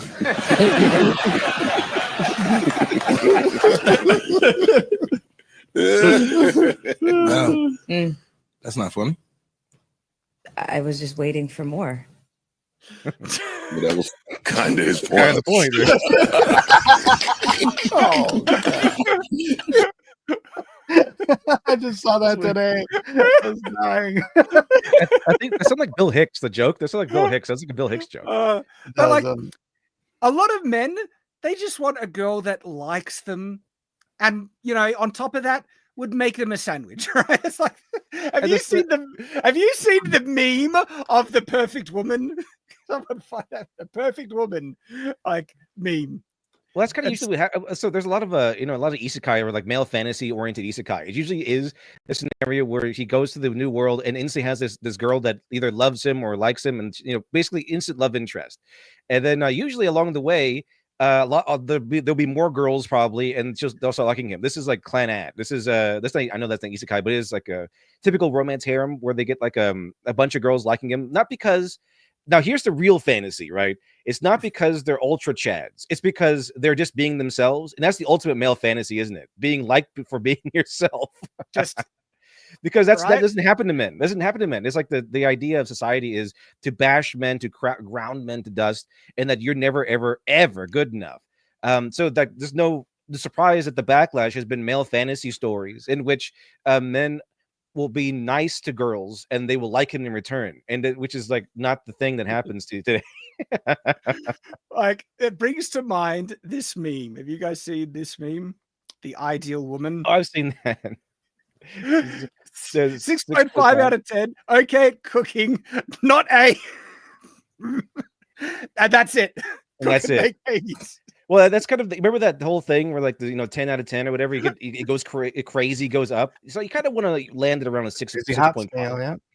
I mean, men, we're simple creatures at heart, and look, I'm not saying this isn't exaggerated or anything. I'm just saying there might be a vein of truth somewhere. It's like men, we appreciate just being liked, and the fact that someone might appreciate us looking after them at its core, right? Being appreciated. Yes, and particularly like the male power fantasy is like protecting others, right? Mm-hmm. And so the damsel in distress is something that men naturally want and like. I had those fantasies literally as a kid in elementary school. Right? I remember them. I'm like, I wanted to be the hero. Like some school shooter came in, and I was the girl that I was. Every guy has that. Like on a plane, how many times has a guy like fantasized about terrorists attacking? And okay, try to take out the terrorists. I know I do every single time. Yeah. Me, right? When we go out nearly anywhere, I always naturally wonder about what is the worst case scenario that might happen to me and my family, and what would I need to do to try and protect them, basically. And it's like this sense of protection that I'm always wondering about worst case scenario stuff. And when I watch like all those disaster movies, whereas like if a disaster happens, what would I do in that situation? How would I protect my family? Like if I was on an island, how would I protect all that stuff? Like it's actually a natural male instinct. And so men gravitate more naturally to what I think is more wholesome romance stories, right? Because that's what we usually identify with. And I like this stuff. On these lines though, real quick. Shad, you've had 4 or 5 kids? 5 kids. All right. So when your babies cry in the middle of the night, are you like up like you just got hit with adrenaline? I mean, at first, but then I got desensitized to it after 5. Yeah, at first it was like my wife could sleep right through it, but it's like that baby cries. I'm like, see, my wife is the reverse. Because in a lot of women, the I guess the reaction to a baby's crying is like this biological kind of thing, and that was very much my wife. She's straight away. But I have a more natural instinct, just like always thinking about what's the worst case scenario and what would I need to do to try and protect my family if things went bad. Like from going to cinemas, going to the city, driving a car, going on a holiday, and I'm always keeping track of all my kids, making sure that all 5 are here. Where are they? Knowing what they're doing. We're at a playground. Is one getting crazy? Because have you seen those videos of dads saving their kids from injuries and just coming in and everything? That's like instinct. Like that's like no. There's been times where my son is when they were young, they're on a playground and I'm right there. They fall, bang. And I got him because I have this hyper sense alert that I need to keep track of him and keep him safe. That's what being a dad, comes to. And it's a good thing. It's a very good thing. Yeah. So let's look at this is the type of romance that a lot of women seem to be into, which is really weird. Yeah, but what are the largest thing? What are the largest romance things, right? That women were into? It was Twilight at first, where you get to fall in love with a vampire or a werewolf. These monsters, and that's actually written in the Hero 1000 Faces. The Joseph Campbell. He says that women will gravitate towards the incubus. That's why the women tend to obsess with actors and things. But that's kind of how that goes. Is a very natural. But I also want to point out that men, as we just talked about, men will like the romance in which the girl likes them. She's cute. She's very, very idealistically a woman. She's very usually pure, very fun, very like caring, compassionate. Will cook with them and is obsessed. Especially in anime, the when it goes to the more fantasy, the woman's really hot, but they're obsessed with him for just being them. They're, like you said, they're average because guys. He's kind. but then they go out of the way and do a lot of really nice things, and like they'll cook for him and stuff as well. And like ReZero is like a peak that because he falls in love with this one girl, and then all the girls start falling in love with the main character. But of course, he only has eyes for the main girl. But these other girls are also like really powerful, and he basically has no powers other than to die and get reborn. So, but he's able to save them all, and they all fall in love with him, except for like I think one of the twins. But that's about it. But the thing is, there's that thing that how women are treated in male romance fantasies. Now, women, the way they treat men in romance fantasies is, and I wouldn't say it's necessarily like gruesome or anything, but it's almost the same. Where the men are kind of just they exist basically like Ken from Barbie, like this kind of like they're supposed to exist. They're supposed to be handsome and chiseled and rich, and supposed to do. And their main role is to just support everything they do and be enchanted validate them no matter what, and then and then do really weird sex stuff with them. It sounds like because look, Lazarus, you're right. Twilight is tame compared to the generic crap. There's like Twilight seems to have been a gateway that just then pushed people further, but I don't think that was its intent. Twilight actually has some very heteronormative traditional relationship kind of stuff where Edward is 100% about protecting Bella and being the traditional kind of, protect, provide, look after, and that's kind of Bella's fantasy, and she loves that. And and so that's why the archetypal story is the knight that saves the princess by slaying the dragon, because it's both fantasies put together.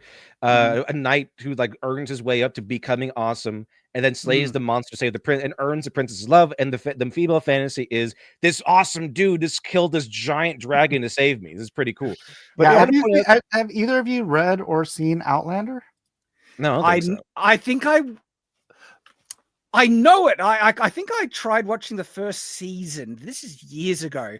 But yeah, like there is so much sexual abuse that women in that show, and the women seem to like. It's a women's targeted show. So it's funny because it's this really powerful, smart. She's a girl boss character, but she travels back into time, into the world where women aren't taken seriously, and she's just manhandled by this huge muscular hulking dude, and she freaking loves it. It's so funny. He's always putting her in her place, but still respects her and loves her and would die for her and would be tortured for her. But he's still the freaking man and freaking in charge. And it's like, this is the fantasy. The woman who wants it all. She wants to be important. She wants to be smart and all this stuff. She really wants someone to freaking take the reins and just. But there's a lot of sexual. The main antagonist is like a rapist that I'm not sure if she gets raped and then or it comes close to everything like. But women are so weirdly into it, and it's like, what the hell? Like, and we, as you'll see here, in this one, he's giving her back shots while drowning her in shark-infested waters. Why do you look so excited about that? I'm not. It's like full-on sexual violence and abuse. This author started out writing It is taboo. Who's that? You just don't get it. As long as it's taboo. Isn't that like 21 books of alien smut? Yeah, so. Think we should get into manga? I don't know. Pick one and see what it's about. Stick Fight Island. Is that a romance? I feel like that would be like a battle royale kind of thing. Anime is no exception, but at least they cater to everyone, and they're still making men stuff. But there is, like, if you think it goes far, I don't know. Like, it seems like mainstream fantasy is pushing to the extremities that some manga can get to, because manga goes wild. I want to point out one thing, that the way that men write women in male romance fantasy and the way that women tend to write men in their fantasies are kind of the same, but only we get crap for it. Like, how dare you write a girl that likes the main character? Like, only we get crap for it. The women, no, that's fine. That's like highbrow. It's very big brained or whatever. But men, when they have a female character that likes them, oh man, I gotta get the pitchforks out. What's that called? Men hate women thing. I can't remember the word right now. Yeah, but like feminists are just such blatant hypocrites. Whereas like, oh, objectifying women, but objectifying men, that's fine. Oh, you have sexual like violence in your book, and the main character does sexual violence, and then they have entire genres and books focused around that. Yeah, now we know when they say that they're just jealous, right? Oh, it's crazy. And look, I find it interesting because in my novel, right, there is some sexual violence that's referenced. It's not never like depicted, but the main character who's a former villain and a tyrant, okay, and so has done bad things in the past and stuff. And I find it interesting that there is a scene where something bad is happening and the main character comes in and wipes out the person in a very, aggressive manner. That's about as I guess graphic as my book gets. But I find it interesting that I was very careful about depicting that. You did it well, actually. The scene, I would even say it's done tastefully, if that type of scene can be done tastefully. But you managed it quite well. The volume 2, where that scene happens in the graphic novel, we're working on it. We're still working on it. There's slow progress. It'll come out. But I find it interesting that a whole range of like these unhinged leftist idiots, right, try to drag my book and attack it because it has rape in it and things like that. And it's like, my book is friggin' tame compared to this other crap. Right? This is where's the dogs nodding women? Exactly. Where is the friggin' outrage and dogpiling for this smutty? Could you imagine if like he had a flashback of Dalen drowning a girl while he gave her back shot? They would lose their friggin' minds. I like this stuff gets so much more graphic and sexually explicit and violent than my book even dares approach, right? Because misogyny is only good when women write it. It seems like that. They're really good at writing misogyny. They're really good at it. They love misogyny. It's a fantasy for them. That's why half the word is called massage. I don't get it, but women are really into a lot of this messed up crap. Massage on my knees. And when it's done in a far tamer way, right, which is valid in the story and explain, and it is not explicit, does not glorify or anything like that. Holy crap! It's a bridge too far for these idiots, and they cannot bloody contain themselves. And we write misogynistic books, but identify as women while they sell. I don't know. Like, I don't know. It seems like a decent amount of fantasy readers. I think John De La Rose is actually trying that. Is it? It's like publishing is dying, but there is a very kind of devoted fantasy fan base that's insanely woke, right? And it seems like there's a lot of women readers that are consuming this smut. I don't know how much. They're not on Brandon Sanderson's level or anything like that, but they're getting made. It seems like some people are consuming them. Don't ask me. I just have I wonder how big it is. Like on that note, the way that different the women or feminists or whatever will always like lob attacks at men stuff. It's like the one attack I saw, and this is kind of one of my favorite genres of YouTube video being made. It's like every single time they see a female character as a side character in a male-oriented story, like My Hero Academia, for example, they go, "Oh, she's badly written. She's terribly written," and then they go, "Here's how she should be written." It's like every single time the example is a show or a story in which the woman is the main character. This side character who's a girl, the way she should be written is as the main character instead of the male character. So it's like it's not for you. Get out of here. Just shut up and go read your stuff. Oh, there we go. That's a good book I hear.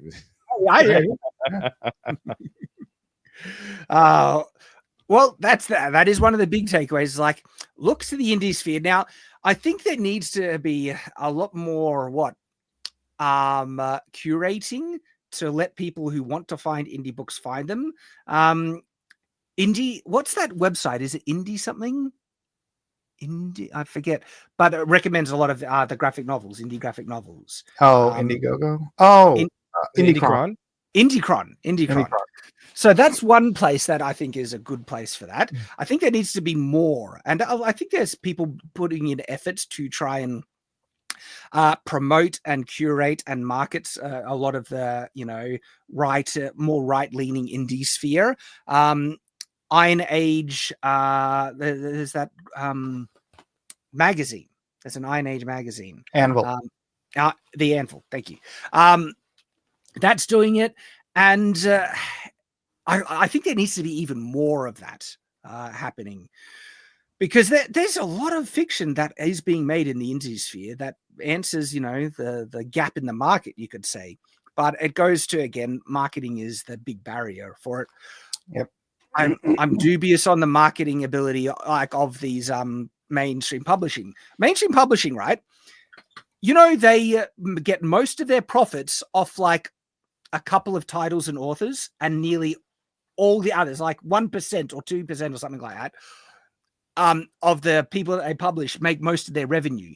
And everything else that they're publishing is just, barely gets seen. And just, all the new authors that they're risking stuff on doesn't grow. And like, I've talked to Brandon Sanderson a little bit about this, and he mentions like, Tor books, they're very desperate when, getting that next Stormlight book out on time, because that's what puts them in the green. They're in the red, if not for Brandon's book release, right? Basically. And so they rely on him a lot. And I find that very interesting. Let's grab some of the super chats. But is there anything other comments you guys have on this, just the whole state of men's fiction being shunned by the mainstream? I do want to share some video before. Yeah, I had not realized that was happening in bookstores. I think that's it's interesting. Are men just too busy to read fiction, or is this just them gatekeeping men's? They tend to gravitate towards nonfiction, so like reading like history books. That's what I was saying, right? The Roman Empire and something like that, Right. So I read British and Ellis's book White, for example. It's about culture and stuff. So it's not always like, sometimes it's about history or something like that. So it's not, men will gravitate more towards stuff with information or how to, things like that. So over fiction, women will dominate fiction because they love it. I find if you give men a story that they like, they will consume it. And if it's not reading, it'll be audiobooks. But women do tend to read more than men, but it's not to say men haven't gotten into it. And comic books has always been a more predominantly consumed male, medium. Because the visual thing helps, just in America. Yeah. But so there's a YouTuber. She's called the Nonsense-Free Editor. And she's made a couple of videos on this. She made a video called The Death of Men's Fiction, Why Nobody Writes Books for Men Anymore. And then she did a follow-up one because people attacked her. It's like, that's just nonsense. How dare you say anything that predominantly defends men or calls, brings light to some of the issues that are happening, to men and in men's fiction, stuff like that. And so she's got a good response videos entitled "You're Wrong About Men's Fictions," and she shares some comments that I wanted to also share. Check her out. She's the nonsense. Let me go back. She's the Nonsense-Free Editor, and listen to some of the stuff that she says shares here. And from the comments section, it looks like a lot of you have seen the same thing. 95% of fantasy in my country is both authored by females and has a female MC, and almost all of that is romantasy. About 0% of male readers are interested in that. Fair enough, and that is the trend that I noticed and called out in the video.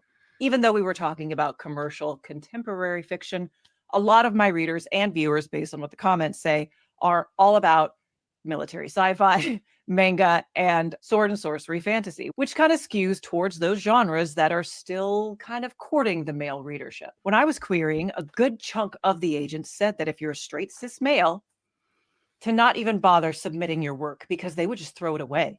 See, that one's wild, and I've heard that from multiple sources, that they're just rejecting straight white men, okay, because they're, not progressive enough, not diversity, equity, and inclusion included.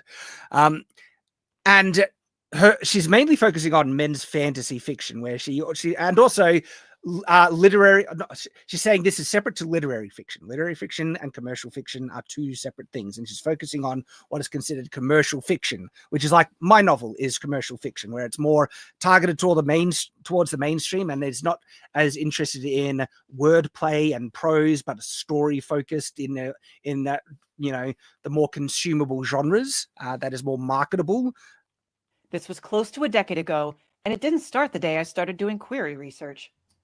A response to that comment was, I remember the last time I showed my story to an editor. Because my two male characters had a heart-to-heart talk about a past traumatic event, the editor asked me why it didn't turn into a gay sex scene. I knew it. Yep. This is what mainstream publishing has been pushing for over like 10 years now. Like I knew the moment that they mentioned that because I wasn't reading it, I was listening to it. So I knew the moment there's like, oh, my two male characters had a heart to heart. And like, why isn't it gay? Like, you can't have men be friends. Like, it's like they don't think that men have feelings beyond being a robot. And so like men having like an intimate conversation with each other, it has to mean they're gay. Because there's no way men will have any sort of connection to another man unless it has to be gay. Yep, they want to turn Frodo and Sam's relationship into a gay romance. They wanted to, turn Wheel of Time main characters gay, and they still might. We not knowing where they'll go with that. Men can't be friends. Actually, women can't be friends either, because if two women like each other or are friendly, they have to be lesbian. So it's like you're trapped. You're trapped. So unless you want your character to be gay, you have to pair them up with like opposite sex characters. So that's kind of how that goes. What the fuck indeed? The demonization of specifically heterosexual males and the dismissal of their friendships without trying to turn it into at least a bisexual romance is a big part of why men are alienated by supposed men's fiction. And this isn't just for writers, this is for just regular readers. What I'm mostly sad about is that I used to love going in a bookstore and browsing books. Now there's no point. For the last 4 years, there's nothing. It's literally 2 shelves of Lord of the Rings, Game of Thrones, and Wheel of Time, and some Brandon Sanderson books. That's all. That's what I've noticed as well. And I love seeing like Brandon Sanderson, Wheel of Time. They're great. But where's the new stuff? Where's the new kind of tentpole fantasy series? I think where the new one is? It's my next novel, baby. That's where it's at. No, just wait. Well, I mean, I'm very excited for my next book, and it is such classic fantasy, but also just super masculine that I think guys are gonna love, and I'm quite excited for it. This is the best. How misogynistic is this book, though, Shad?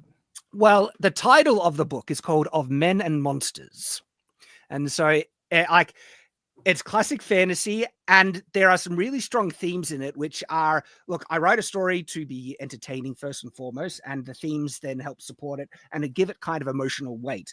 And one of the themes is that the main character, he discovers that he wants to be a knight, but he discovers he has a great capacity for violence. And that kind of frightens him a bit because he's worried that he could go too far. And then he finds situations in which he's able to channel that violence into a very useful outcome, and he like cuts people up, but it's for the good. And it's actually a bit of a story about how he learns how to be a man and be violent at the same time, and that's part of manhood. And that is like such a core masculine story that I don't think any mainstream publisher would ever even look at twice. But it's hardcore, man. It's going to be really, really good. And it's already at 160,000 words, and it's probably going to end up around the 200,000 words. And so it's a full-on chunky fantasy, and we'll see what happens. But I'm very excited for it. It's going to be good. Everything else is literally whole walls of bookshelves filled with all sorts of smut and romantasy. So now when I walk by a bookstore, I just think to myself, what's the point? There's nothing there for me. Smut and romantasy, but I repeat myself. Something that you've seen all over social media, not just in the comments of my paltry little video. It's all over TikTok. Men walking through the bookstore, just like this gentleman, with their phones saying, this is supposed to be the fantasy section. Why do I only see crowns, roses, and swords? And like we've seen one video giving that example, but there's heaps of them. That's the name of my next book, Crowns, Roses, and Swords. None of this is for me. None of it is even gender neutral. It's all females. I go into the literature section, and a lot of the classics have had their covers redone, so it looks exactly the same as the covers of a romantic comedy over there in that other section, like a bright pink cover or something. What are you doing, Trad? You thought oh, screw that. I kick the wrong one. I figured I do it all the time. We got a Disney Plus ad. Now streaming. But that kind of gives the main point. But I encourage you to watch the whole video. The whole video is very informative, and she seems pretty cool as well. And so people are noticing. They're pointing it out. I don't think mainstream is going to fix it. I kind of see them a dying industry. we will see. We will see what happens in the future. And I'm very excited to see what happens with my next book, because if there's a gap in the market, there's a book coming that I think is going to address it. But again, so yeah, I wonder, like, is there any mainstream author that's writing men's fiction? Because Brandon Sand might be the only one, yet, you know, there's concerns about what he's writing in his future books and stuff. Well, I hear George's still working on Winds of Winter. You're what, 12, 13? It'll be like while he brings it out, it's romantic. Blessed George with another 13 years of life to finish this book. He's getting old, man. He's getting old. He is. Let's get the rest of those awesome super chats. So we got Das Cobra for $10 says, "What is dead may never die, Shad, but rises harder and stronger. Keep writing, brothers. We will turn the tide." Hell yeah. Game of Thrones. Yep. I'm doing my part. Lit Dev is doing his part. Mike's doing his part as well, actually. You've got Nobody's Business on this that you're working on. I do. I also have my own book that it's still up on funmycomic.com right now. If you guys want to go buy my book. Hell yeah. Lone Star Mind and Monster Last Chance Campaign. It's been up for a while. This book is really late. And I'm just going to kind of announce this here. Okay. No, I decided earlier this week that because the book is so late and because I can't really do anything about that until it ships, but I do have time, I'm going to actually do free original sketch cards for every backer. So it doesn't matter if you buy the $20 or the $60 or whatever it is. I'm going to do, and that's $150 value, frankly, except the digital backers. Sorry, digital backers. You can get yours already. So ideally it'd be great if you got like all 5 covers, then it's actually a little more worth my time to get it. But just as an apology for being so late, I was just racking my brain trying to figure out how to do an apology that means something. And so I'm like, you know what? I'm going to do every single one of these backers an original sketch card. So nice. It's up there if you want it and you want to take advantage of that. There you go. Links in the chat. Awesome, man. And so there we go. Like, we are doing our part to try and give people, you know, the media that they want. And if you guys are wanting that stuff, you know how to support. There's multiple avenues, options available. And if you've already bought Shadow the Conqueror, my next novel my goal is to get it out this year. At the moment, I'm on track for that. It's a chunky book. I'm having so much damn fun writing it. But my goal is to finish the first draft by mid-year, and I think I might get it before then. I'm averaging about 1.5 chapters a week at the moment. Sometimes I get 2 chapters done, sometimes less. And so, yeah, if I keep at that pace, it will get done. Editing is going to be, you know, a process which will take time, and then I'll need to, you know, sort out everything else because cover art, formatting, audiobook is a big part of it all, and launch campaign. I have some creative ideas for a launch campaign for this next book. So wait and stay tuned, everyone. That is on its way. But that's right. We will turn the tide. Appreciate you, Das Cobra and Michael Dunave. Oh yeah, we got that one. We already got that one. That was a good one.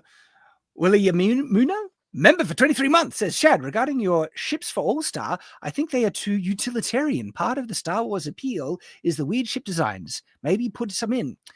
Maybe. I like the ships that they're designed to be functional. Some of the Star Wars designs get too like impractical and nonsense. Like why? Just why? I do appreciate that there is a kind of like an aesthetic that is wrapped up in it that kind of creates its own look and style. So if my ship's kind of push towards its own more utilitarian style, I'm okay with that. I think it has its own appeal. I do get the most appeal, but even though I can see why people like it, I get annoyed with bad ship design. It's just a pet peeve of mine. But thank you, mate. Appreciate it. F the beef for $20 says, doing this because lit dev. Dude, lit dev. Thank you. Very nice. Thank you very much. They're showing up for you, mate. Robert Band, Physics, $5 says, 24/7 Demon Mart is a solid fantasy series about a young man doing hero's journey to win the heart of a girl. Also, heaven is even portrayed as good. There we go. Shout out to 24/7 Demon Mart by Robert Band, Physics. That definitely wouldn't get published. Can't have heaven being portrayed as good. Like they could have the most wacky, smutty titles ever if it's a woman's fiction or woke or something like that. Well, I think what really kills it, no matter what, is that heaven is being portrayed as good. Can't have that. Well, the woke people hate that. Roland A. Ramirez for $10 says, I remember I watched a video of a white guy in Japan learned that Japanese women like to say stop, no, stop during the act, not because they wanted to stop, but because they want the taboo. Women can be weird. I think that's a fair enough statement to say. Roland A. Ramirez says, the white guy was not comfortable with it. I could understand why men might be uncomfortable with such a situation.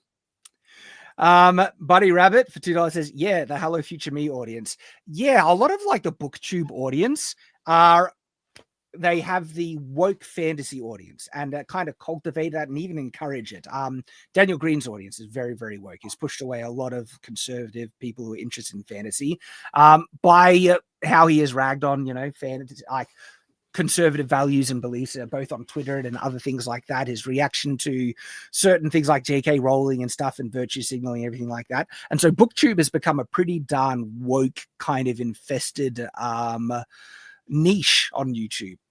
And there's a lot, and fantasy is, unfortunately, there's a big kind of woke infestation amongst fantasy, which leaves like people who just love classic fantasy and conservative kind of leaning people in the lurch. But there's still a demand for it, 100%. And I find it interesting that a lot of the woke kind of people, they know good, some of them know good fantasy there, but they don't like that if it's from a conservative author or something like that. And so they don't like promoting it or complimenting or giving it credit. Like I found it's very interesting, Daniel's, he's reluctant to compliment my book, even though he's praised it a lot in the past. But because, I'm outspoken about my political leanings, well, he's more reluctant to mention me now as a result. So it is what it is. We'll see. And I have a feeling, well, maybe I'm wrong, but my next book, I think my next book is going to be more enjoyable and more appealing to a broader audience than Shadow the Conqueror. I wonder, because both Hello Future Me read my book and liked it, and Daniel Green read my book, reviewed it, and gave it a positive review. Sure. They can't do that. I'm not sure if they'd be willing to now. We'll see, though. We'll see. But if it's really, really good, they'd be foolish not to. And so they would be foolish. Really that's 100% my intent, and I can vouch for it quite strongly already for how it's turning out. And what I have planned to wrap it up, I'm just having, when I'm having such a blast writing this book, gives me a good indication that I think people are going to enjoy it, because I'm enjoying just so much about it. The characters, the plot that's going on. Lots of fun. Michael Dunay for $5 says, how would you compare the Twilight universe and Anne Rice Vampires universe? I don't know Anne Rice's vampire universe, so unfortunately I can't compare. Does anyone know Anne Rice's vampires? That's the Lestat, the what's it called? Interview with a Vampire. Yeah. Okay, Interview with a Vampire. I've seen that movie. It's pretty grim, and I haven't read all of it. Just some of it, but it gets by the way, I'm pointing out that the stat in that series is like this amoral jerk. He's the one that teaches this one guy how to be a vampire. Like, oh, are you eating animals? Eat humans. It's great. Like he played a Tom Cruise, I think, in an Interview with a Vampire. She modeled Lestat after her husband. Okay, I thought she modeled Lestat after what's his face? Oh my gosh. From Blade Runner, the blonde dude. That Rutger Hauer. People don't understand how OP the vampires in Twilight really are. They're like they're actually really powerful, a lot more powerful than the traditional vampire, and they almost have none of the weaknesses. That's why my tweet when I said that Edward would kick the crap out of Blade went so viral because it was so controversial but so true. And when laid out, a lot of people couldn't deny. They're like, "Damn it, he's right, and I hate it." It was funny. So probably the Twilight vampires are probably tougher because people underestimate how tough they really are.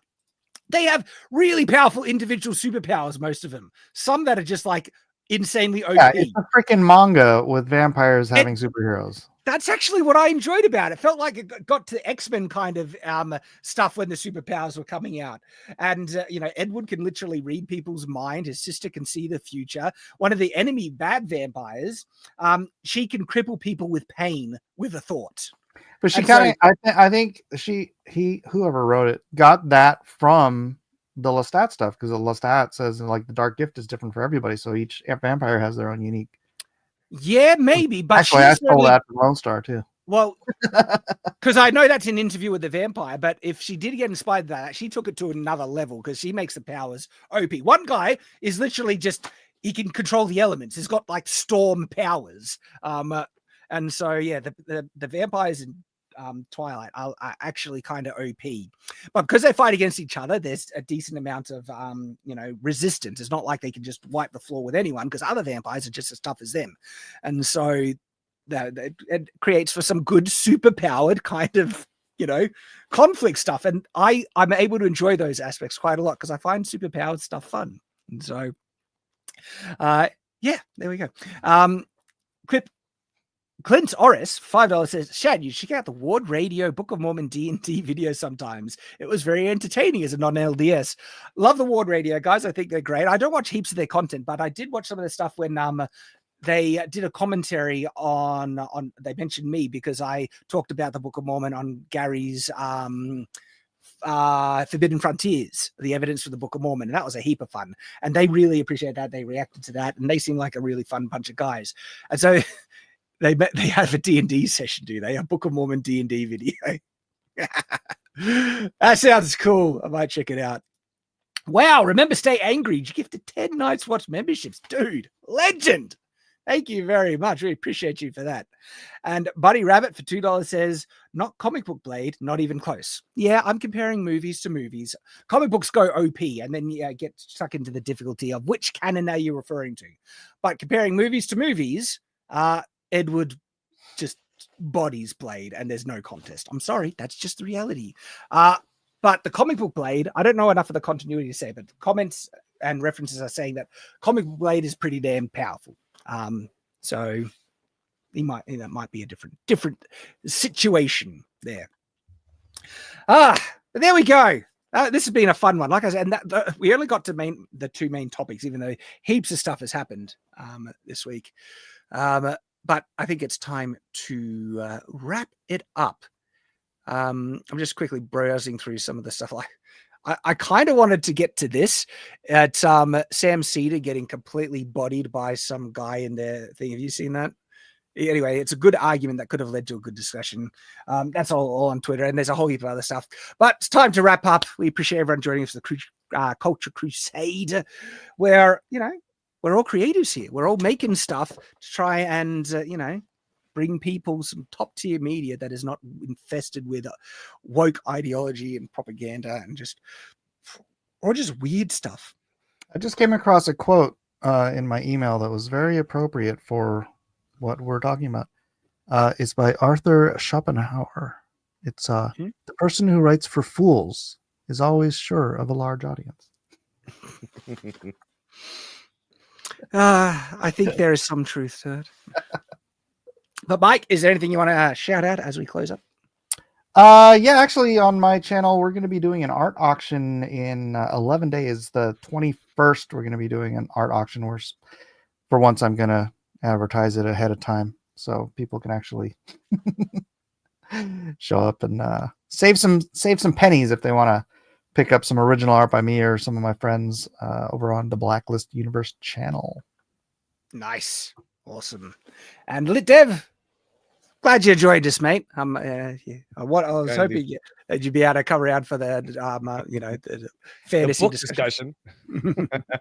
The fantasy discussions, really more this horrific taboo discussion. Romantasy, man, it's weird. I mean, you should rewrite Shad the Conqueror a little bit. Put a little of that stuff in there. Maybe get a larger female audience. You know what would be freaking hilarious if you just changed the title, submitted it with a female name to a publisher, and see what happens. I wonder. Shadow of the Conquered, and but the thing is, though, yeah, if it was a female character, I got. She's being conquered by various monsters and stuff. Mm-hmm. That's kind of the whole thing. Shadow of the Conquered. The funny thing is, like, that was actually something I thought about before I wrote the book. Is like, should the main character, who ended up being Dalen, be a female or male? Now, of course, for the themes of the story, it was an obvious, like, it needs to be a male character. We're talking about a former dictator, and just the masculine nature, the strength he needed, the intimidation, all those things. He's got a lot of classic kind of male characteristics, but then several ones that are taken to an extreme and a negative extreme, and that's what he has to battle with. And so the story wouldn't work if it was a female character. Like, it would, like, especially because I'm sorry. Well, if I take note from any, like, the feminist behavior, like a woman who would be capable of doing all those horrific things, she probably wouldn't feel bad about it. So there'd be no redemption. Like, oh, those assholes, they toppled my. There would be no, like, self-reflection or anything. That would be bad men that forced her to do it and be all there. Yeah, it's always blaming somebody else with these feminist types, and so the tyrannical, like, feminist woman who would be that evil will be like, oh, it's someone else's fault. Like, it's someone else who did the wrong. I was right. I didn't do anything wrong at all. So I need to get my revenge. Makes you think. But yeah, Lit Dev, was there anything that you wanted to mention as we round up? Well, just the usual boring nonsense usually coming along around every weekday morning, and also getting closer to building up the Lady Midnight story that I've been working on for a while. I've been going back and forth with my artist to get the cover done and some concepts, giving a lot of references. So it's getting closer. It's getting closer. Good, a cool occult detective murder mystery. Nice. Awesome, man. All right. Thank you, everyone, for joining us. We appreciate you as always. Hope to see you on the next Culture Crusade. And as always, stay on watch. Catches.